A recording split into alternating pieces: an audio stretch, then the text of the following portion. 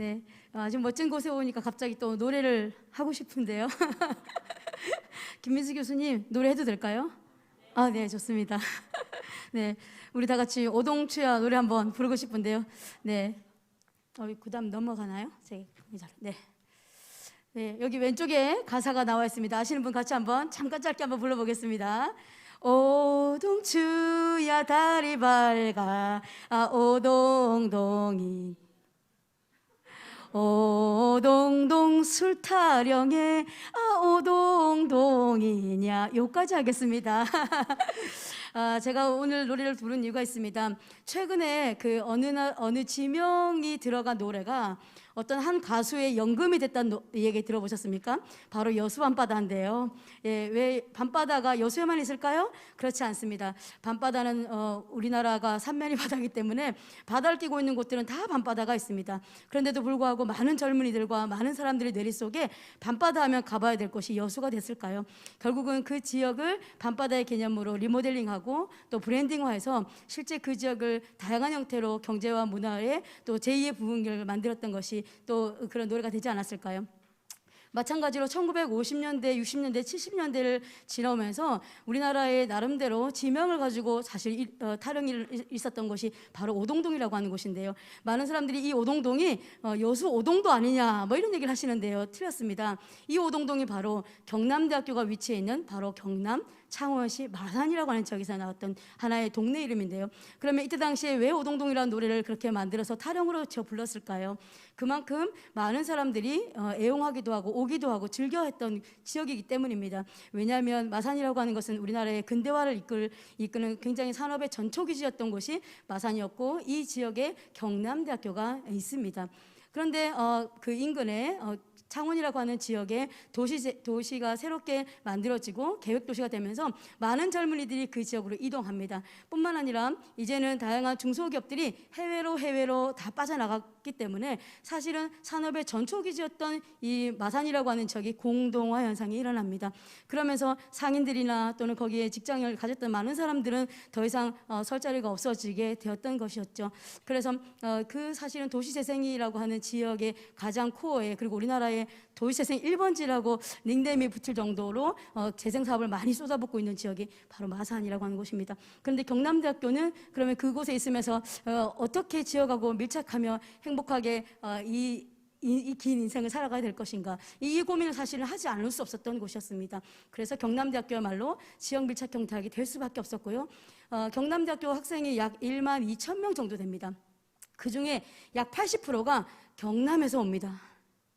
졸업하고 난 다음에 학생들의 약 80%가 경남에 남습니다. 지역 밀착형 대학이죠. 그렇기 때문에 사실은 지역에 있는 다양한 형태의 문제들을 다양하게 기업들과도 풀어가야 되겠지만 지역의 구석구석에 있는 니즈들을 우리가 함께 고민하지 않으면 더 이상은 우리가 살아갈 수 없겠다. 이런 고민들을 서서히 하기 시작합니다. 제가 오늘 하게 될 주제는 어떻게 하면 산하협력의 지평을 넓혀서 지산하협력으로 갈 것인가에 대한 방법론과 전략에 대한 부분을 말씀드리고자 하는데요. 한 5가지 정도를 말씀드리고 싶습니다. 첫 번째는 한두 사람이 아이디어만 있다고 해서 절대 가능하지 않는 것 같습니다. 어떻게 지역사회와 대학이 상생할 수 있을 것인가에 대한 필요를 대학 본부뿐만 아니라 대학의 교수님들과 학생들이 공감하는 것에서부터 시작해야 된다고 생각합니다. 그래서 저희는 1년에 2번 정도 전체 교수회의가 있죠. 저희 교육 교수님들이 한 470명 되시는데요. 거의 교수회의에 거의 다 오십니다. 총장님도 오시죠. 그 모임에 저희 산학협력 부총장님이신 강재관 전 링크 단장님께서 전체 많은 교수님들 앞에 2번 이상 우리 대학이 지역 밀착형으로 가야 합니다라고 많은 분들 앞에서 특강과 사례를 공유하셨고요. 그리고 그와 관련된 우수 사례를 또 만들고 계시는 교수님들도 그런 자리에 설 수 있는 기회를 드립니다. 그러면서 정말 경남대학교가 지역 밀착형 대학으로 가야만 하는 것에 대한 필요성을 캠퍼스 안에 공감하기 전략부터 시작했습니다. 그래서 개인의 삶의 질과 더불어서 지역 공동체의 삶의 질 향상을 위해 대학의 역할은 무엇이 될 것인가. 아까 소셜 임팩트에 대한 얘기도 하셨고 사회적 가치에 대한 얘기를 하셨는데 우리가 이런 것들을 이제는 어떤 특별한 사회적 기업가만 하는 것이 아니라 대학이 그 역할에 주도의 어떤 중심에 서야 된다라고 하는 것에 대한 공감이 필요하고요. 그리고 의미 있고 가치 있는 일에 심장이 뛰는 교사와 학생들을 만들어 가야 된다. 그리고 또 온 지역이 캠퍼스가 되고 학생들의 문제 해결 역량과 또 협업 능력, 전개 연공을 위한 어떤 실천적인 역량을 제고하기 위한 반드시 어떤 교육이나 또 프로젝트들이 반드시 필요한 것 같습니다. 이런 여러 가지 고민들을 함께 학생들과 교수님들이 함께하는 공감 전략이 필요하다고 생각합니다. 그리고 두 번째는 그러면 그런 공감이 되었으면 우리가 어떤 예산을 수반해서 사업을 하기 위한 체계가 있어야 되겠죠. 방향성, 비전을 만드는 게 중요하겠죠. 그래서 경남대학교는 지산화 협력 모델로 지역사회 혁신과 양성이라고 하는 프로세스를 만들었고 바로 청바지 프로젝트를 만들었습니다. 삼행시 이쯤에서 한번 나와야 되는데요. 자, 여러분 제가 청바지 삼행시 하겠습니다. 운을 띄워주실까요? 시작! 청년들이 바꿔가는 지역사회. 그래서 청바지 프로젝트가 되겠습니다. 저는 가톨릭대학교에 너무 감사한 말씀을 드리고 싶습니다. 아까 2014년도에요. 전국에서 인문사회 산학협력의 우수 모델을 모집합니다라고 하는 공고가 있었습니다. 그때 저희 강재관 단장님과 저희 학교 교수님들이 으쌰으쌰 해가지고 사실 거기에 공모를 했어요. 그래서 전국에서 인문사회 산학협력 대회에서 경남대학교가 대상을 받았습니다. 박수가 한번 나와야 되는데 감사합니다. 사실은 2014년도에 이 포럼 자리에서 경남대학교가 처음으로 대상을 받으면서 우리가 하고 있는 것이 잘하고 있는 것이구나, 이렇게 가야만 하는 것이구나. 그래서 지역을 감동하고 대학을 감동하게 할 때 지역과 대학이 함께 지속 가능할 수 있는구나 하는 것을 사실 저희가 확인했던 자리이기도 합니다. 가톨릭대학교에 감사드립니다. 그리고 제 7회 때 제가 다시 한 번 더 그 뒤에 더 성장했던 모습을 보일 수 있게 돼서 너무 감사합니다. 그래서 이런 청바지 프로젝트의 프로세스를 만들고 이 프로세스를 다 3박 4일 동안 말씀드릴 수 없으나 오늘은 이런 것들이 가능하게 했던 전략에 대한 설명을 드리고 있습니다. 그래서 두 번째는 이런 지역 맞춤형 인재 양성의 체계를 구축하는 것이 두 번째 전략이었습니다. 그리고 세 번째는 우리가 일회성 사업으로 끝나지 않고 어떻게 링크 플러스 사업단이 지속되는 동안에 고도화했다가 종료된다 하더라도 캠퍼스 안에 남을 것인가, 이 시스템이. 그러면 가장 중요한 방법이 교과목으로 연계하는 것이겠구나. 그래야 그 교수님들은 학생들은 졸업을 하고 학기 수업을 끝내더라도 교수님들이 그 교과목을 10년이고 20년이고 지속하게 된다면 그 안에서 나오는 그 콘텐츠와 그 내용들은 더 고도화되고 지속 가능해지지 않을까? 그래서 사실 고민했습니다. 2017학년도 2학기 때부터 지역사회 연계 교과목이라고 하는 것을 만드는데요. 그렇다고 해서 이 교과목을 완전히 없는 것에서 새롭게 만드는 교과목이 아닙니다. 많은 분들이 좀 오해하시는데요. 여러분, 교과목을 하나 만드는 것은 학과의 반발이 굉장히 많습니다. 또한 그걸 맡아줄 교수님도 죄송합니다만 없습니다. 그래서 기존에 운영하고 있는 전공 교과목이나 교양 교과목 중에서 지역사회 문제를 협력해서 인문사회적 관점에서 혹은 기업의 관점에서, 기술의 관점에서 풀어내실 교수님 손들어 주세요. 공모사업을 진행하는 것이었습니다. 그래야 교수님들 안에 좀 더 편안하게 접근이 가능할 수 있기 때문에 그랬죠. 그래서 저희가 지역사회 연계 교과목을 2017학년도 2학기부터 시작해서 지금까지 진행했는데 약 4,600명의 학생들이 이 교과목을 수강하면서 지역사회 문제 해결을 위한 프로젝트에 참여했습니다. 혹 어떤 친구들은 이런 과정을 통해서 대학원 전공을 결정하기도 하고 취업을 하기도 했습니다. 그래서 교과목의 성격을 파악하고 지역 문제 현장을 이해하고 수요와 요구 조사를 한 다음에 다양한 해결 방법을 모색합니다. 그리고 마지막 이 빨간 색깔이 중요한데, 마지막 단계 2017학년도 2학기에 시작했을 때는 교과목에서 나오는 결과물이 사실은 페이퍼워크에서 끝났습니다. 이렇게 했으면 좋겠어요, 저렇게 했으면 좋겠어요, 방안 정도밖에 끝났는데요. 사실은 2018년도 9년도가 되니까 이제 교수님들 안에 노하우가 생긴 겁니다. 그래서 전체 15주 교과목에 3분의 1 또는 반 정도만 이론적인 강의들을 진행하시면서 사실은 마지막에는 페이퍼워크를 실제 거기서 나왔던 아이디어나 아젠다들을 실제 현장에 접목까지 해보시고 또 어떤 경우들은 아예 시청의 제도를 바꾸거나 어떤 한 마을의 시스템을 바꿔버리는 그러한 성과까지 사실은 내게 됐습니다. 그러나 그렇게 되는 과정에서는 굉장히 어려운 점들이 많았지만 가장 중요한 것은 지역사회 교과목이라고 하는 것을 학교 안에 나름대로 내재화시키기 위한 노력과 여기 참여하시는 교수님들 안에 전문성들이 점점점 사실은 올라가는 것을 확인할 수 있었습니다. 그러기 위해서 저희는 월 1회 지역사회 연계교과목 티칭 카페라고 하는 것을 진행하는데요. 한 20분에서 30여 명 되는 교수님들께서 한 달에 한 번씩 정기적으로 모임을 합니다. 어떻게 하면 학생들이 현장 역량을 기를 수 있게 할 것인가, 지역사회를 진짜 바꾸게 할 것인가, 인문사회의 다양한 형태의 교과목의 지식을 어떻게 활용하게 할 것인가, 이런 것들을 서로 같이 배우는 학습의 장을 만들어가고 있습니다. 그래서 나왔던 결과들이 뭐 많이 있는데요. 그중에 몇 가지만 설명드리겠습니다. 먼저 2017학년도 2학기 때 처음으로 저희가 시행했을 때 사회학과의 학생들이 했던 것입니다. 도시재생 지역에 살고 있는 곧 죄송합니다만 죽음을 앞두고 있는 그 정도의 연세가 많으신 분들의 삶의 이야기를 스토리텔링하고 이것을 기술학으로 정리한 다음에 세상에 이분들의 삶을 책으로 엮어드렸습니다. 그랬더니 이분들이 울면서 책을 받으러 오시면서 얼마나 감동하셨는지 모르겠습니다. 누가 아무도 들어주지 않았던 내 삶의 이야기를 책으로 엮어주었더니 자식보다 낫네.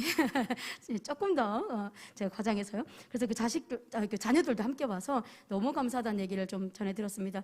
그리고 여기 마산창원 진해는 또 특히 마산이 그 민주화의 성지라고 불리우지 않습니까? 3.15나 4.19 이거의 혁명의 발원지가 됐던 곳인데요. 그래서 그런 이야기들을 스토리텔링화해서 또 스카프를 만들고 이것이 창원시의 공식적인 뭐 관광 상품이 됐다든지 이런 일들이 일어나고 있습니다. 또한 학교 폭력 예방 프로그램들을 실제 만들어서 지역의 초등학교, 중학교에 가서 그 아이들에게 실제 학교 폭력 예방 프로그램을 진행하는데요. 일회성으로 끝나지 않습니다. 제가 보여드렸던 것들은 다 일회성으로 끝나지 않기 때문에 여러분에게 보여드리는 겁니다. 왜요? 담당 교수가 똑같기 때문이죠. 그래서 그 다음 학기가 지나면 지날수록 프로그램들은 점점 고도화되고 그 학교에 실천하는 그 실천 사례들은 더 많아지고 있습니다. 또한 우리 단장님이 오셨는데 박은주 단장님 오셨는데요. 전공이 식품영양학이십니다.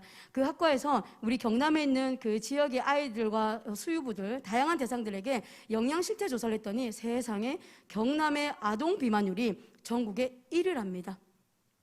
이런 사실들을 파악하시고 난 다음에 어떻게 하면 이런 것들을 영양학적으로 풀어갈 것인가를 고민하면서 영양교육 프로그램을 개발하고 운영하면서 실제적으로 아이들의 영양 상태가 달라지는 것들을 확인하고요. 그리고 어르신들 재활 요구 분석을 하고 난 다음에 트레이닝을 실시하는데요.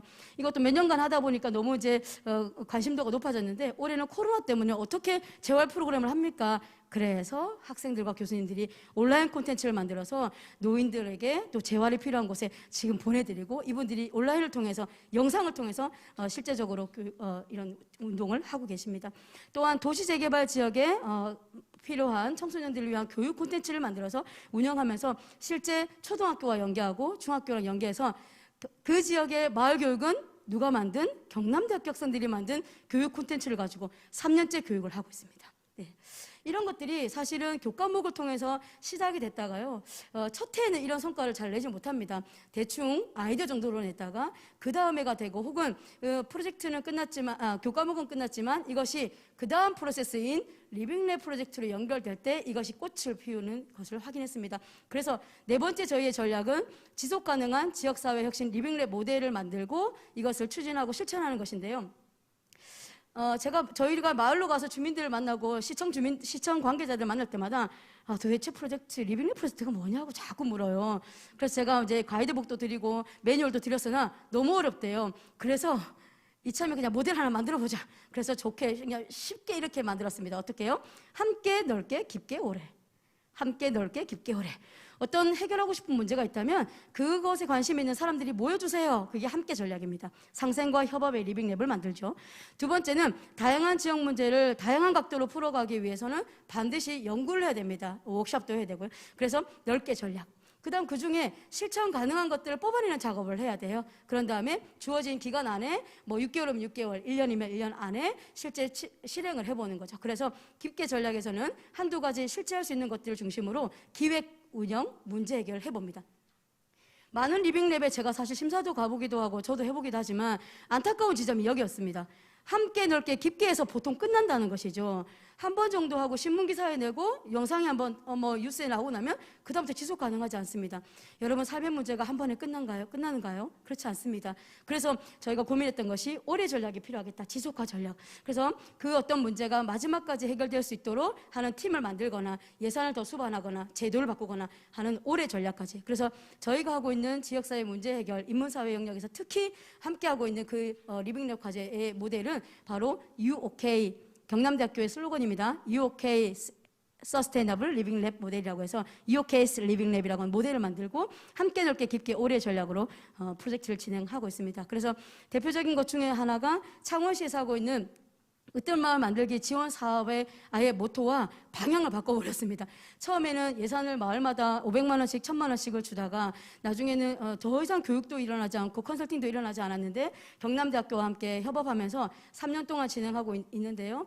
실제 이 주민들이 참여할 수 있는 리빙랩 형태로 만들면서 저희 경남대학교가 운영하고 있는 바로 함께 넓게 깊게 올해의 프로세스로 마을 만들기들을 사업들을 진행하고 있습니다. 두 번째가 저희가 이제 교육부에서 이관왕 상을 받았던 것 중에 하나가 뭐냐면 자유학기제 프로그램입니다. 이것 또한 마찬가지로 왜 우리 지역에 있는 지방에 있는 것도 조금 어렵고 아쉬운데요. 왜 우리 아이들은 진로 체험을 위해서 부산 키자이냐 서울 키자이냐를 가야만 할까요? 경남대학교 주변에도 마산에도 창원에도 많습니다. 자유학기제 경험할 수 있는 것들이. 그런데 아무도 사람들이 지역사회에서 관심을 갖지 않더라고 하는 거죠. 경남대학교에 사범대학교 10개 학과가 뭉쳤습니다. 그래서 지역을 기반으로 체험하고 뛰어놀 수 있는 자유학기제 프로그램을 같이 만들어서요. 지금까지 진행되고 있는데 너무 감사한 것은 링크 플러스 사업단에서 초창기에 예산을 주셨잖아요. 그래서 캡스톤 디자인 가지고 처음에 시작했다가 이게 성과가 너무 좋으니까 지역에 있는 교육청에서 다음에 우리가 돈을 줄게. 그래서 지금은 링크 사업단 돈으로 하지 않아요. 첫 해는 링크로 시작했지만 그 다음에 교육청에서 예산을 받아서 지금까지 4년 동안 진행하고 있습니다. 예, 그래서 이제 뭐 원더심과 관련된 활성화가 프로젝트들은 쭉 진행하다 보니까 나름대로 청와대에서도 다녀가셨고 그리고 또 뭐 많은 분들이 오셔서 이렇게 지역을 중심으로 해서 일어나고 있는 뭐 물론 기업하고도 연계하는 부분이 반드시 있지만 인문사회 산학협력이 좀 더 활성화될 수 있는 이런 프로세스를 함께 서로 배우면서 또 공유하고 성과를 환류하고 있는 이런 시스템을 진행하고 있습니다. 그래서 마지막으로는 이제 작년 저희가 초부터요. 사실 제가 창원시 지속가능발전협의회의 교육문화분과 위원장을 맡고 있습니다. 그래서 어떻게 하면 ESD, Education for Sustainable Development, 어떻게 하면 지속가능한 교육 콘텐츠를 만들 것인가를 고민하면서 드디어 올해 저희가 일을 냈어요. 창원시랑 같이 협업해서 청소년들을 위한 ESD, 지속가능발전 교육 콘텐츠를 만들고 중학교에 실시하기 시작했습니다. 또한 대학에서 운영하고 있는 2000개의 교과목이 있는데 이 교과목들을 다 ESD 또는 SDGs를 이행하기 위한 전략으로 가야 되지 않을까 교무처와 협의하면서 저희 교육 수업 계획서 입력하는 시스템에다가 이번에 탑재를 했습니다. 또한 링크에서 하고 있는 다양한 사업들도 ESG 이행을 위한 전략을 지금 수립해서 진행하고 있습니다. 마지막입니다. 이렇게 쭉 했더니 사실은 우리에게 남는 성과가 뭐냐. 이 사진입니다. 가운데 보이시나요? 예. 저희가 처음으로 바로 여기 포럼에 와서 대상을 받으면서 상금이 그때 300만 원이었던 것 같아요. 감사해요. 예. 그때 상을 받았던 모습이었습니다. 그때 저희가 지금은 산학협력 부총장님이시지만 그때는 링크 사업 단장님이셨죠. 그래서 사실은 이제 이런 과정들을 통해서 저희 학생들도 성장하고 변화하고 또 저도 이렇게 대통령 상을 받는 그런 일들이 있었습니다. 그래서 지역사회 혁신가로서 지역 인재를 길러내는 중요한 성과를 얻어냈고 마을 공동체와 지역사회의 확실한 변화가 일어나고 있고 또 대학생들의 프로젝트가 지자체 정책으로 반영되기도 하고 그리고 더 중요한 것은 산학협력에 대한 특히 지산학협력에 대한 대학 교수들의 인식이 점점 좋아지고 있다는 것이 저에게는 굉장히 큰 성과입니다. 그래서 저희가 작년이죠. 산학협력 부분에서 지역 맞춤형 지역사회 혁신가 양성에 대한 프로젝트로 저희가 상을 또 받았습니다. 감사합니다. 그리고 따끈따끈한 이야기네요. 얼마 전에 경상남도에서 민간협치 우수 사례로 저희가 도지사 상을 받았습니다. 총 49개 중에서 2등을 했는데요. 그래서 여기에 함께 갔던 이 바로 마을 주민들이고 네, 그리고 전에요. 네, 그리고 우리 여기 관련된 공무원들과 주민들이 함께 또 학생이 함께 가서 발표하고 또 좋은 상을 받았습니다. 그래서 결국은 이제는 산학협력의 목적이 행복한 공동체를 만드는 것이라면 그 산학협력의 지평이 지역의 전반적인 삶의 구석구석 영역에 함께 스며들기 위해서는 반드시 인문사회 영역에 함께 들어가서 좀 더 그 영역의 지평을 확장하고 그 성과를 함께 공유하는 행복한 공동체를 만드는 것이 가장 중요한 게 아닌가 생각이 됩니다. 그 일을 위해서 열심히 더 정진하도록 하겠습니다. 감사합니다. 안녕하십니까. 동국대학교에서 온 김민수입니다. 만나뵙게 돼서 대단히 반갑습니다. 오늘 인문사회 관련된 포럼에 참여하면서 여기 와서 보니까 다 아시는 분들이세요. 그래서 저희 가톨릭 대학교는 제가 처음 와서 말씀을 올리는데 다른 분들은 여러 공간에서 다양한 논의들을 함께 진행했던 분들이고 그리고 제가 오늘 소개하고자 하는 이 캠퍼스 리빙랩도 굉장히 많이 듣고 잘 아시는 분들이세요. 그래서 저희가 하고 있는 캠퍼스 리빙랩에 관련돼서 굉장히 좀 압축적으로 다 아시는 내용이니까 짧게 소개해 올리고 정리하도록 하겠습니다. 저희가 제가 그제군요. 그제 이제 저희 사업단에서 회의를 하는데 조금 재밌는 얘기를 들었습니다. 그 교양 관련된 사업 전체를 운영하고 계신 교수님께서 우리가 처음에 링크 사업을 들어오고 링크 사업을 진행하면서 많이 고민했던 것이 인문사회 쪽으로 어떻게 하면 산학협력 사업을 확산시킬까였다. 그런데 지금 내가 많이 고민하고 있는 것이 무엇이냐면 이 캠퍼스 리빙랩을 어떻게 하면 공학 분야로 많이 확산시킬까이다. 제가 장표에서 소개해 드리겠지만 캠퍼스 리빙랩 저희 학교가 올해 18개를 운영을 하고 있습니다. 근데 그 18개 중에 16개가 인문사회 분야의 교수님들께서 운영하고 계십니다. 공학 쪽 교수님들은 오히려 캠퍼스 리빙랩 활동은 상대적으로 물론 안 하시고 계신 게 아닙니다. 책임 교수로 운영을 하고 있지는 않습니다. 그러니까 책임을 맡고 있는 교수님들은 대부분 인문사회 쪽 교수님들이다. 그래서 인문사회에 조금 더 친화적인 그런 산학협력 모델이다. 이거 먼저 좀 말씀을 드리고 싶고요. 이제 발표를 시작하도록 하겠습니다.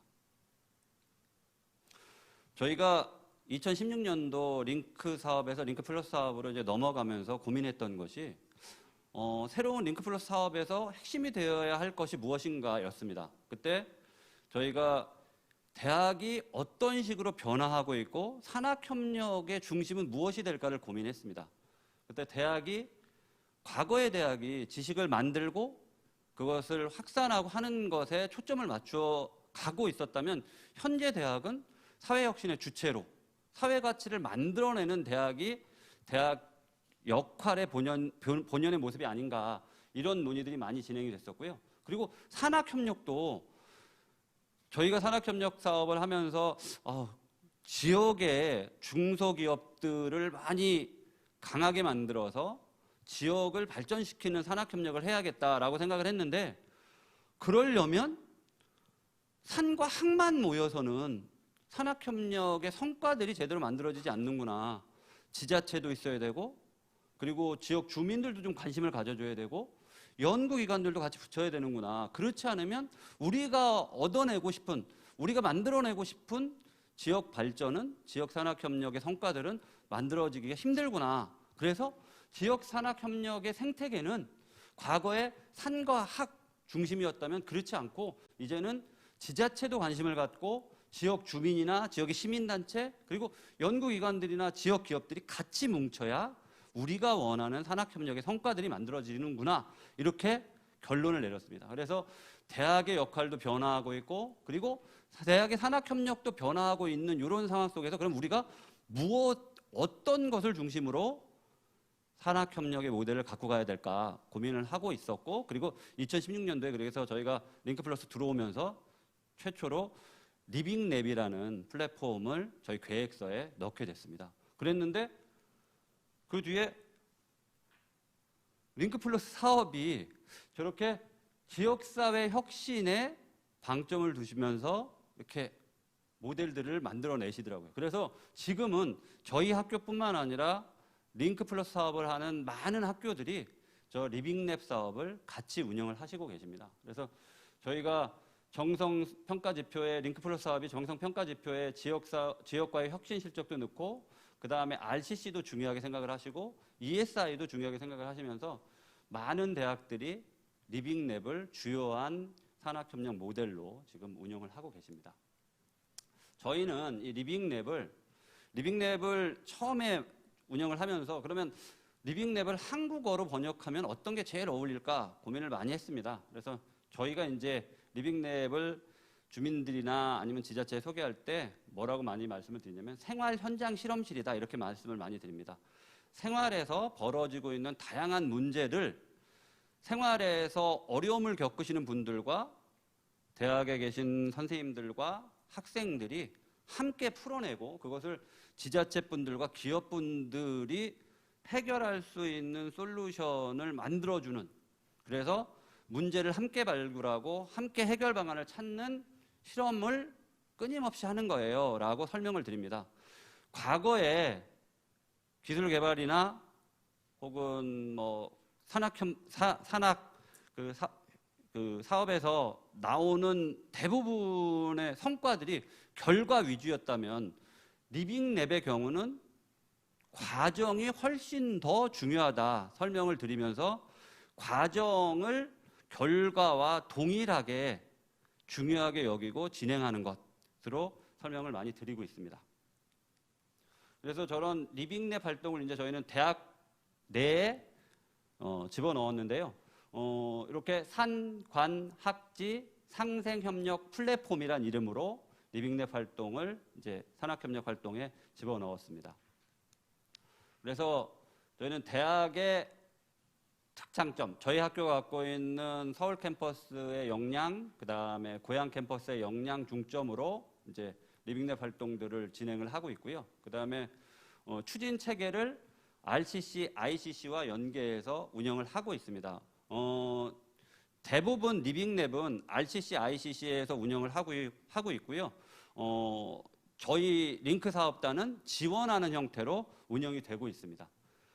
그리고 리빙랩을 연계한 교육 과정들을 운영을 하고 있습니다. 각 리빙랩은 개방형 전공 강좌라고 해서 책임 교수님들께서 교과목을 하나씩 개설을 하시거나 아니면 비교과 프로그램을 운영을 하시는 것을 의무사항으로 하고 있습니다. 그래서 지금 18개 중에 16개 리빙랩은 교과목, 전공 교과목을 운영을 하시고 2개의 교과목은 비교과 과정을 운영을 하고 계십니다.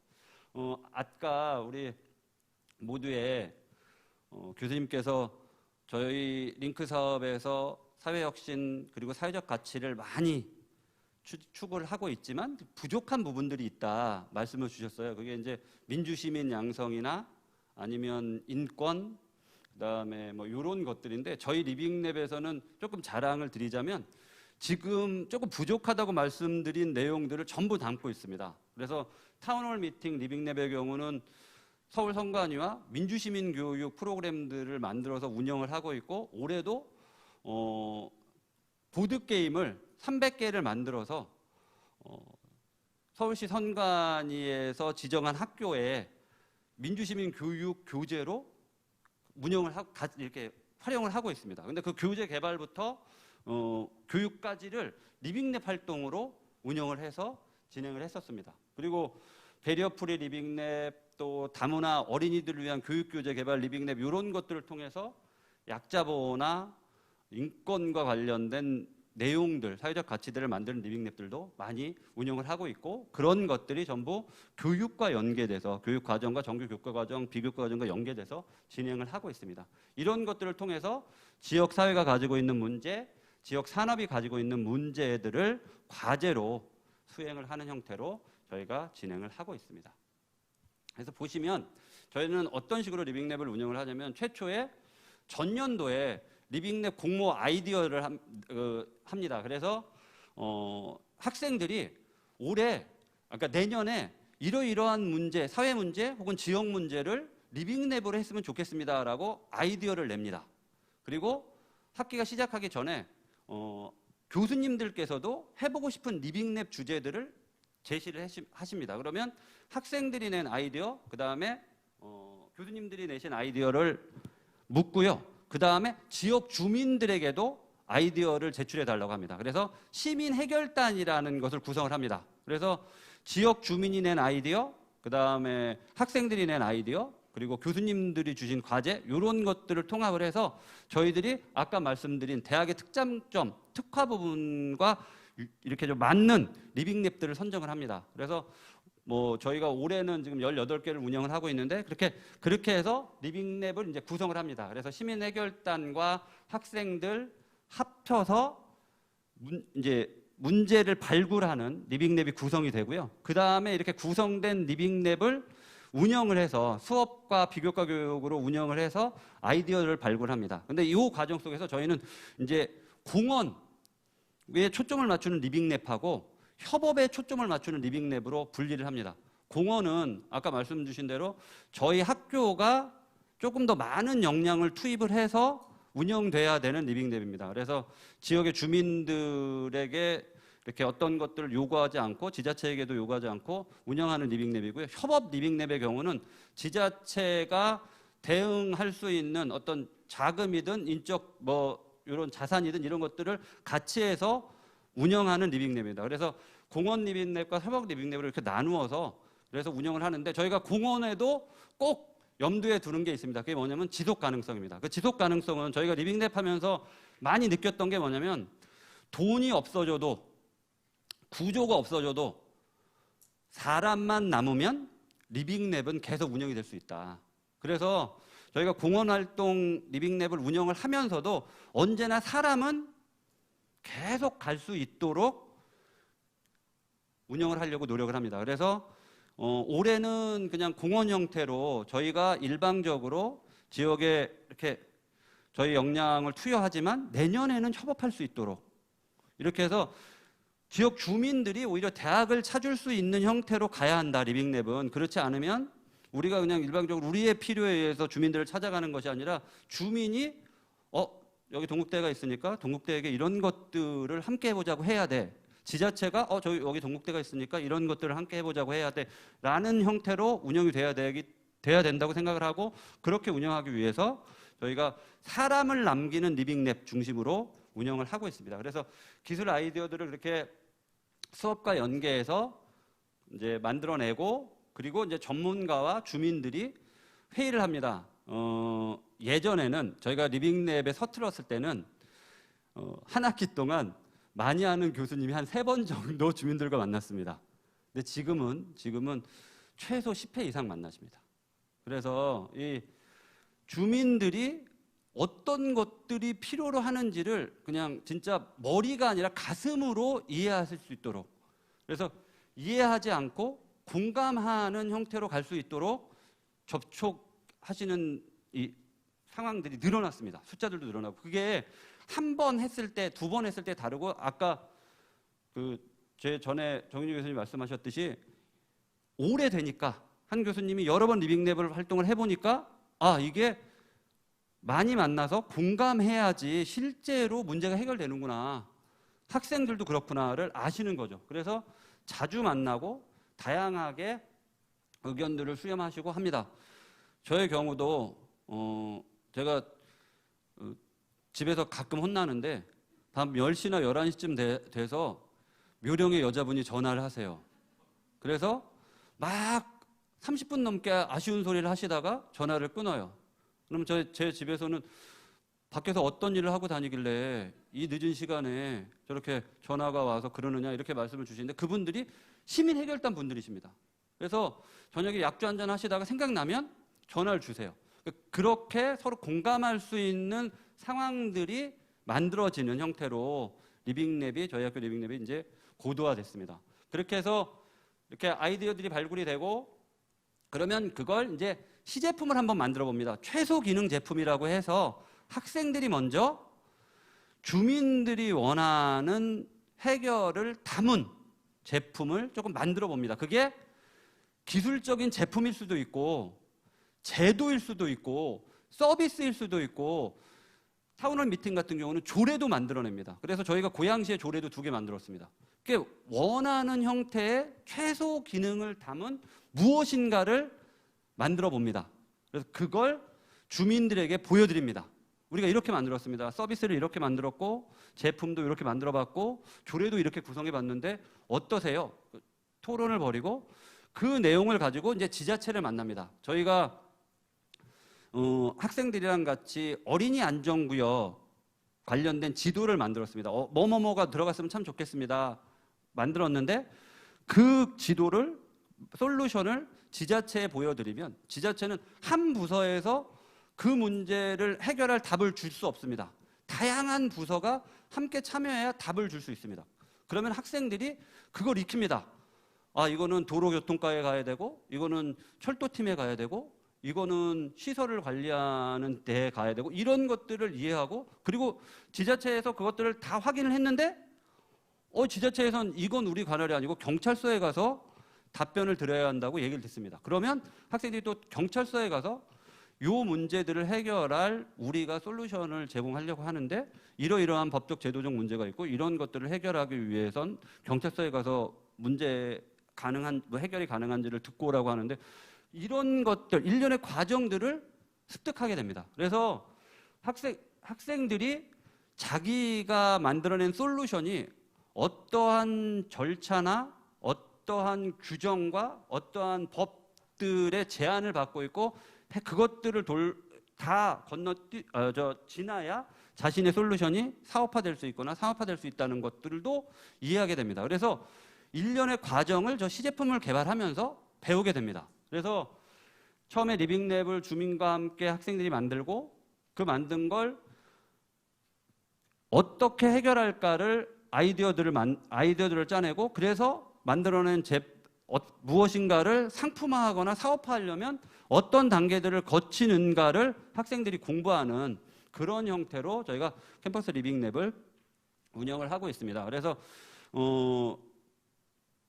저희가 이렇게 잘 모르시는 리빙랩 그 성과가 있는데 그게 뭐냐면 요즘 방송에도 가끔 나왔었는데 고요한 택시라는 그 현대자동차에서 창업해서 한 중소기업인데요.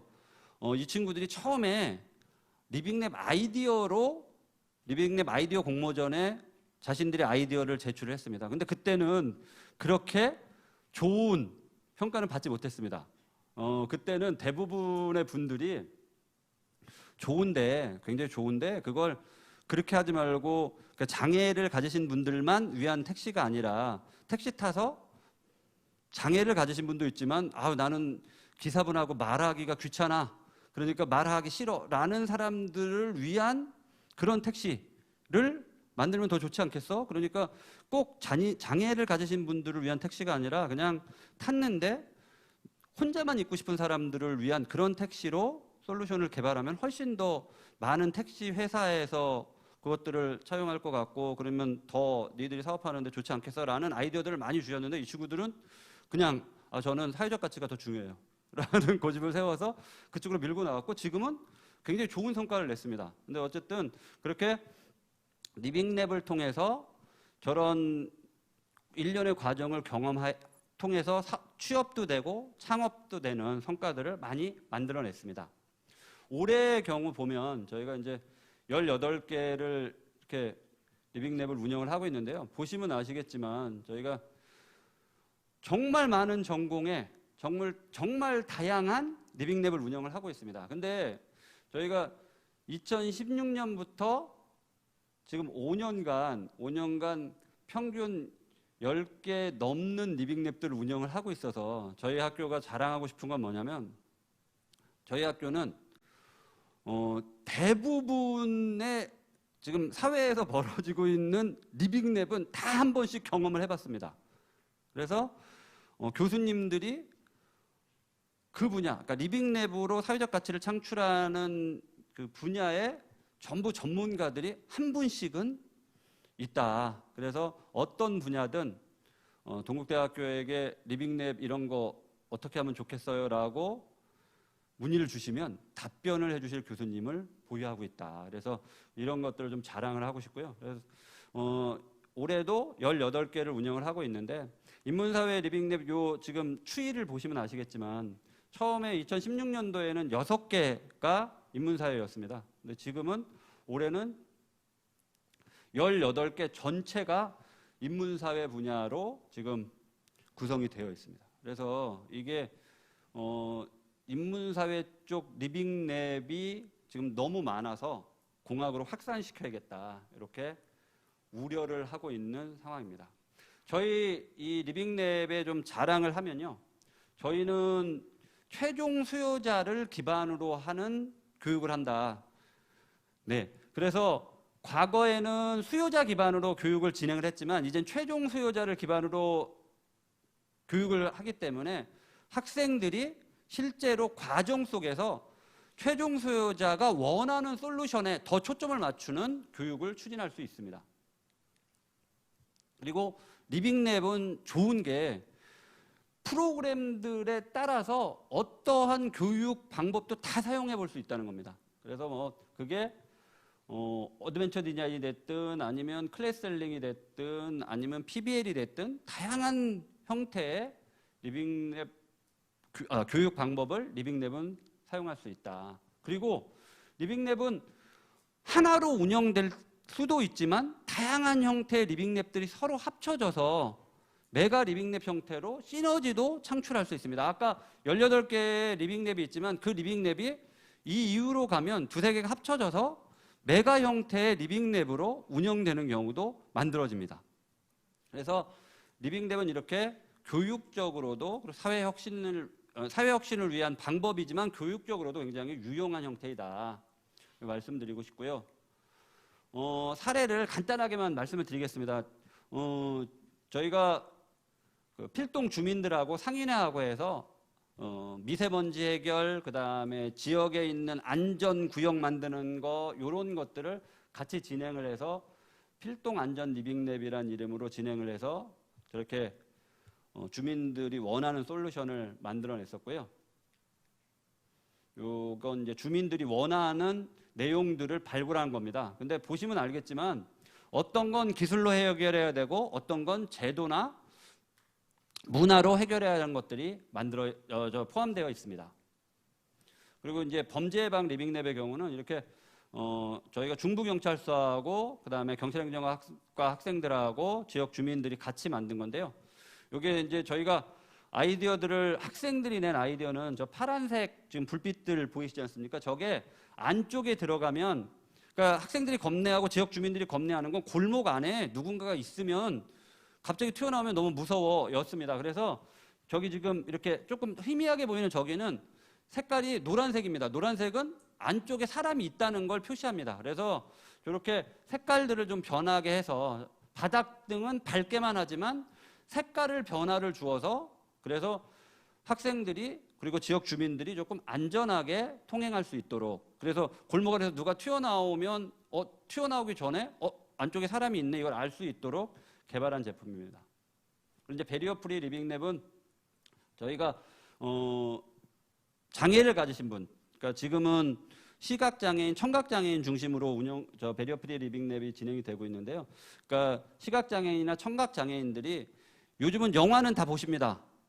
장애 관련된 장애인들이 영화나 이런 것도 TV나 보실 수 있는 제품들은 다 만들어져 있는데요. 저희가 지금 같이 하고 있는 거는 연극을 볼 수 있는 그리고 뮤지컬을 볼 수 있는 기술을 개발하고 있는 겁니다. 그거는 좀 비정형이라고 그래서 그 자리에서 AI를 통해서 그분들 제가 자꾸 종료 1분 전이라고 그러니까 말이 버벅대는데요. 어쨌든 장애인들의 체험, 그러니까 예술적인 체험을 강화시키기 위해서 저희가 리빙랩도 운영을 하고 있습니다. 그래서 저희는 이 리빙랩이 지역사회 혁신 분야의 일자리도 만들어내고 더불어서 사회 문제도 해결하고 그래서 링크 사업의 취지에 조금 더 잘 맞을 수 있고 적합한 형태로 운영될 수 있도록 그렇게 모델화하는데 굉장히 많은 노력을 기울이고 있습니다. 네, 감사합니다. 네, 안녕하십니까. 제주대학교에서 왔습니다. 산학협력중점 교수 장희동입니다. 반갑습니다. 앞에서 좋은 말씀 하셨고요. 저는 뭐 시간을 줄이는 데는 탁월한 재주가 있기 때문에 좀 빨리 핵심적인 내용으로 말씀을 드리겠습니다. 저희 학교에서 뭐 준비한 주제는 인문사회 분야 융합형 인재 양성인데 대부분의 어떤 프로그램들이 그 RCC 센터라든지 어떤 교육과정과 관련된 부분으로 진행됐기 때문에 별도로 인문사회와 특화된 인력 양성을 위해서 뭐 노력하는 부분도 있겠지만 전반적인 저희 링크 플러스 사업에서 하는 프로그램과 저희 사업단이 처음에 링크 플러스 사업을 어떻게 준비하면서 이러한 사회적 가치 부분들을 중점적으로 여기는 어떤 그런 관점에서 말씀을 드리도록 하겠습니다. 뭐 간단하게 저희가 인재 양성을 위한 현장 실습 지원비라든지 이런 비용을 좀 많이 부족했었습니다. 1단계 때 좀 예산이 적게 스타트해서요. 그래서 법적으로 제주특별자치도의 그 도의회와 논의를 해서 산학연 협력 촉진 조례를 좀 해서 법적으로 지원받을 수 있는 계기를 만들었던 이런 사례가 있고요. 그리고 지역에 있는 기업들과 같이 이 우수 인재 양성을 위해서 별도의 트랙, 아까 정규고 과목을 만들었다고 하는데 정은희 교수님 그쪽 부분은 좀 상당히 부럽습니다. 그래서 어떤 선도 모델, 그런 선도 모델들이 저희도 교과목 내로 들어올 수 있도록 그렇게 하고 있고요. 이게 비교과긴 하지만 트랙에 이제 태워서 3개, 제주항공, NH농협, 그 제주특별자치도 개발공사 이 부분으로 그 직접 기업에서 와서 인재 양성을 하고 있고요. 제주항공 같은 경우에는 코로나 때문에 원래 3기는 하고 싶었지만 좀 못하는 경우 있지만 한 150대 1에서 이 과정을 이수한 학생들에겐 서류 면접이 패스되는 5대 1로 줄어드는, 그럼 상당히 그 임팩트 있고 학생들이 많이 취업이 됐었던 그런 실질적인 사례입니다. 그래서 원래 취업 박람회도 실질적으로는 온택트로 진행됐습니다. 그리고 그 경남대에서도 그 말씀하셨지만 저희도 그 뭐 R&D에서 플래그십이라고 하지 않습니까? 그래서 그런 플래그십을 지역사회에 접목시키는 그 청년 문제 해결되는 프로젝트를 4년째 진행하고 있습니다. 그래서 우리 학생들이, 졸업한 학생들이 사회에 나가서 제주 청년이 되고, 그리고 현재 있는 학생들과 같이 제주 지역의 현안 문제, 아마 전국적으로 제일 문제가 있는 데가 제주도가 아닌가 생각됩니다. 청정과 공존의 어떤 비전이 흔들리고 입주도민과 땅값이 증가되고 오염이 상당히 많이 되고 있고요. 쓰레기 문제라든지 관광, 뭐 현재 코로나로 인해서 상당히 처음엔 피해를 많이 봤지만 지금 호텔에 자리가 없고 골프장에 자리가 없고 뭐 이런 현실도 있습니다. 아이러니하게. 하지만 이 전시, 이 인도어 이 관광객 실내 전시 공간은요 다 진짜 어렵게 되고 있고 인기가 있는 그런 그 식임료 이외에는 상당히 고초를 받고 있는 게 현실입니다. 예. 그 저희 사업에 있는 그 핵심 내용을 한눈에 보기로 한번 다 털어놓았습니다. 그래서 저희가 이 대학발전계획과 링크 사업 플러스 사업을 하면서 다 고생하셨지만 산학협력 중장기 발전계획을 매칭시키고, 그러면 우리 이 링크는 어떻게 산학협력 선도 모델을 준비할 것인가, 그리고 그런과 관련된 부분들의 브랜드도 창출해야 되고, 기존의 올셋, 현장 실습, 취업 지원, 캡톤 디자인, 창업 이외에 저희가 미션을 부여받은 RCC와 관련돼서 특화와 관련된 분야, 그리고 저희가 지역과 관련된 지역 문제, 교육, 문화와 관련된 저희가 하겠다는 계획을 발표를 해서 각 단대 11개 단과대학 44개 학과와 더불어서 열심히 4년째 노력을 하고 있습니다. 이 부분에서 되게 저희가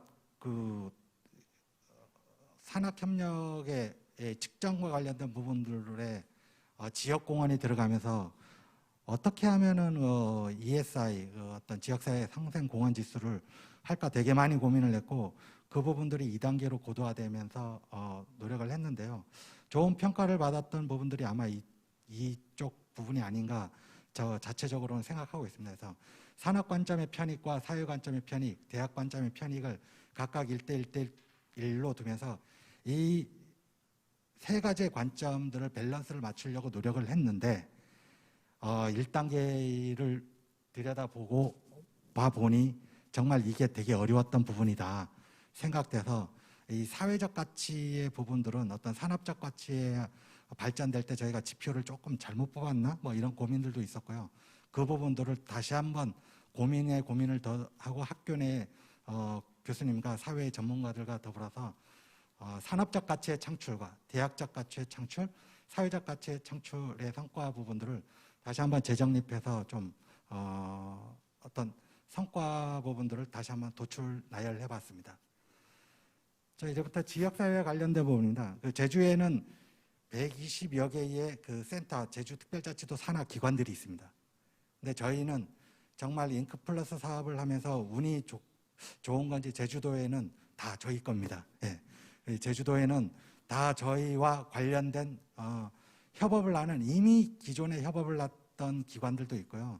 그리고 꼭 링크 플러스만이 아니더라도 우리 학생들이 가서 경험을 한다든지 교수님들이 같이 코어를 해서 연구를 한다든지 그리고 링크 사업 이후에도 되게 산학협력의 다양화를 추진할 수 있는 그런 기관들이 있었고 플러스 때에는 지역에 있는 마을과 이런 그 지역사회에 공헌하고 있는 그런 사회적 경제 조직이라든지 이런 부분들이 더해져서 다양한 쌍방향 산학협력 프로그램들이 구성이 됐고 그로 인해서 학생들과 교수님 그리고 지역사회와 협업하는 다양한 프로젝트들이 진행이 됐습니다. 올해는 상당히 그 시작하면서부터 혼동을 겪었습니다. 코로나로 인해서 제주도에 2월 20일 전후로 인해서 확진자가 생긴 다음에는 완전히 멘붕이 돼버렸습니다. 왜냐하면 내방객들이 제주를 방문해 주신 내방객이 뭐 한 명이 걸리면 비행기 안에서 확진이라든지 확산이라든지 관광지에서 이렇게 코로나가 퍼지게 되면 완전히 패닉 상태에 빠지지 않을까라는 생각에 2월에 힘들었습니다. 프로그램을 마무리하는 입장에서. 근데 냉정히 그 1학기 때 돌이켜 보면은 저희가 어떻게 해야 될 것인가에 대한 조금 방향성을 좀 잘 잡았다고 생각됩니다. 그래서 그 저희가 창업과 관련된 교육과 어떤 특화 교육과 관련된 부분들을 상당히 온택트로 많이 해서 온라인 매거진 형태로 구성을 했습니다. 현재 보시는 부분들은요, 뭐 아실지 모르겠습니다. 해녀의 부엌의 김하원 대표 뭐 그저께 SBS 뉴스도 나왔던데요. 상당히 많이 3, 4년 만에 상당히 성장을 해버렸습니다. 근데 이러한 지역의 청년 창업가들 그리고 창업 동아리 출신의 우리 기업인 지역혁신가 제주상의 고선영 대표님이시죠. 이런 분들을 계속 매거진화시켜서 유튜브 채널에 올리서 창업과 관련된 지원하는 그런 그 콘텐츠로 활용하고 있습니다. 그리고 정규교육 과목인 창업 그 강좌 부분들을 학교 내에서 강의하기가 좀 어려운 상황이 됐을 때는 학교 캠퍼스 담벼락을 좀 살짝 넘어봤습니다. 저희가 뭐 여러 가지 올해만이 할 수 있었던 상황인 것 같아요. 올해를 기반으로 해서. 그래서 이런 AI 카메라 같은 부분으로 트래킹 시키면서 현장의 생생한 감동을 강의를 전달해 드렸고요. 제주 창조경제혁신센터인데요. 직접 그 방문을 해서 우리 창업동아리 출신의 입주기업의 얘기도 듣게 해주고 기관이 어떤 내용들을 지원해 주신지 하는 현장에서 얘기를 들려주게 되겠습니다. 예, 그 지역의 문제들이 코로나 이후에 상당히 문제가 됐던 부분들도 아까 그 뭐 여러 가지 리빙랩 형태로 하는 부분들은 상당히 바람직하게 보고 있는데 단기성으로 이러한 그 어려움을 어떻게 극복할 것인가라는 부분들이 제주의 힙타운인 성산읍에 있는 이 모 호텔입니다. 예, 되게 플리마켓이 활성화되고 있고요. 문화의 방을 기획을 하고 있어서 같이 연계시켜서 여기에 특성화 고등학교 학생들과 그 다음에 우리 창업 동아리 학생들을 지역에 있는 소상공인과 청년회장님을 모시고 같이 고민해보는 행사를 그 매주 토요일에 했습니다. 했었고요. 그리고 뭐 이게 인문사회와 무슨 관계가 있냐라고 생각하실 수는 있는데 저희가 진로체험교육을 2014년도부터 계속적으로 했습니다. 올해도 한 15개 중학교에 한 1,200명 이상의 계획을 잡고 있는데 제주도나 지역에서는 뭐 킨텍스가 있는 것도 아니고 뭐 코엑스가 있는 것도 아닙니다. 접근성이 상당히 어려워서 이런 학생들을 어떻게 하면 이 4차 산업혁명에 좀 이런 기술들이나 체험해 줄 수 있는가, 버튼 하나만이라도 눌러보게 해주고 싶다는 게 현직 구정 선생님들의 실질적인 그 요구 사항이었습니다. 그래서 그런 사항들을 직접 우리 창업과 관련된 기업가 정신, 그 다음에 트랙에 투입되어 있는 학생들을 통해서 멘토로 참여하게끔 해봤고요. 이러한 그 4차 산업혁명 기술 이외에 창업가 정신도 있고 향후에는 아까 그 경남대학교에서 했던 그러한 프로그램도 같이 한번 교과로 녹여서 학생들이 참여하는 자유학기제도 좀 진행해 봤으면 좋을 것 같습니다.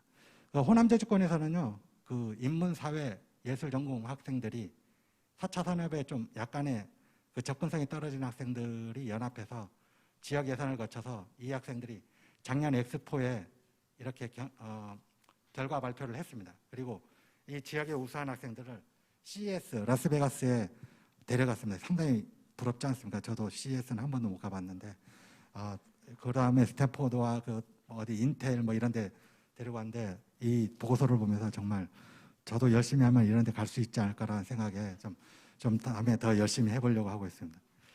예, 그리고 그 아까 말한 4년도를 걸치는 이런 그 참여 학생들이 다음에는 퍼실리테이터가 돼서 직접 이 프로그램을 이끌어주기도 하고 있고요. 1차 때는 모든 퍼실리테이터들이 참여 자문비 무박 2일 동안 전혀 받지 않고 자원봉사를 했던 정말 아름다운 결과고, 원래는 이렇게 원택트로 진행했던 그 사항들이 있습니다. 그리고 제주도가 이제 그 가치다운 프로젝트로 해서 디지털 사회혁신 프로젝트를 전국에서 제일 잘하고 있다고 평가를 받았습니다. 행안부에서 최우수 사례인데요. 여기에 저희가 지역 주민, ICT 활동가, 지자체들이 협업하여 디지털 기술 개선하는 실행 조직인 스스로 해결단에 적극적으로 참여하고 있고, 우리 학생들도 이러한 의제를 내서 주민공감 500% 돼서 올해에 5천만 원짜리 프로젝트 비용을 선정돼서 지금 프로젝트를 진행하고 있습니다. 추후에 좀 결과가 좋게 되면 우수사례로 다시 한번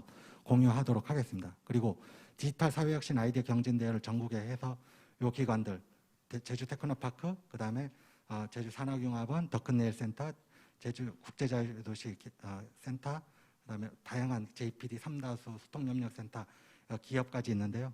여기에 뭐 전국적으로 그 일반인까지 포함했지만 운이 좋게 우리 학생들도 있고 한림대학교도 아주 좋은 상을 받았다고 제가 들었습니다. 예, 그 저희가 마지막으로 이 SDG와 관련된 부분들도 앞에 내용이 나왔는데 이런 내용들도요. 그 원래 연관성을 위해서 사전 조사를 냈고 진행하고 있습니다. 그 와중에 이제 뭐 사이버 범죄, 그다음에 도시재생, 그다음에 올해 스스로의 결단 관련된 부분들로 다양한 참여를 하고 있습니다. 그래서 아까 성산읍에서 했던 내용들의 그 플레이스 캠프에서 했던 창업과 관련된 멘토링 포럼과, 그리고 얼마 전에 있었죠. 많은 대학교에서 제주도에서 지역 문제, 제주 지역 문제를 해결하는 데에서 지역사회 공원 이사회 참여 대학들이 와서 문제 해결을 했습니다. 경진대회고요. 아까 강연하는 부분들이 있습니다. 그래서 뭐 여러 그 저희의 사례들이 교육 분야 정부 혁신의 10개 안에 들었는데 최종 결과를 좀 잘 모르겠지만은 어떤 좋은 사례로 인정해 주신 것 같고요. 학생들이 직접적으로 최우수 혁신 아이디어를 내고 있고 링크 사업이 잘 되고 있다는 부분들이 저희가 아닌 학생들의 결과로 나오게끔 하고 있고, 좀 더 고도화되고 또 발전될 수 있도록 노력을 하겠습니다. 예, 이상 발표를 마치겠습니다.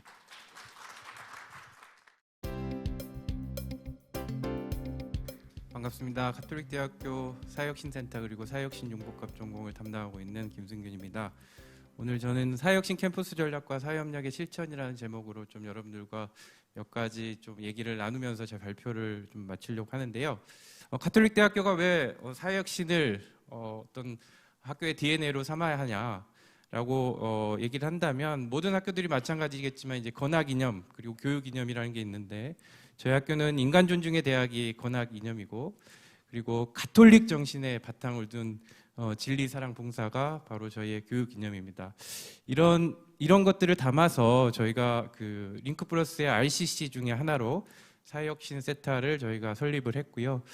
저희의 건학 이념 그리고 교육 이념을 어떻게 하면 좀 잘 실현할 수 있을까라는 어떤 접근 전략으로서 저희가 얘기하고 싶은 게, 여기 밑에 보시면 사회혁신 캠퍼스 전략과 사회협력의 실천이라고 볼 수 있겠습니다.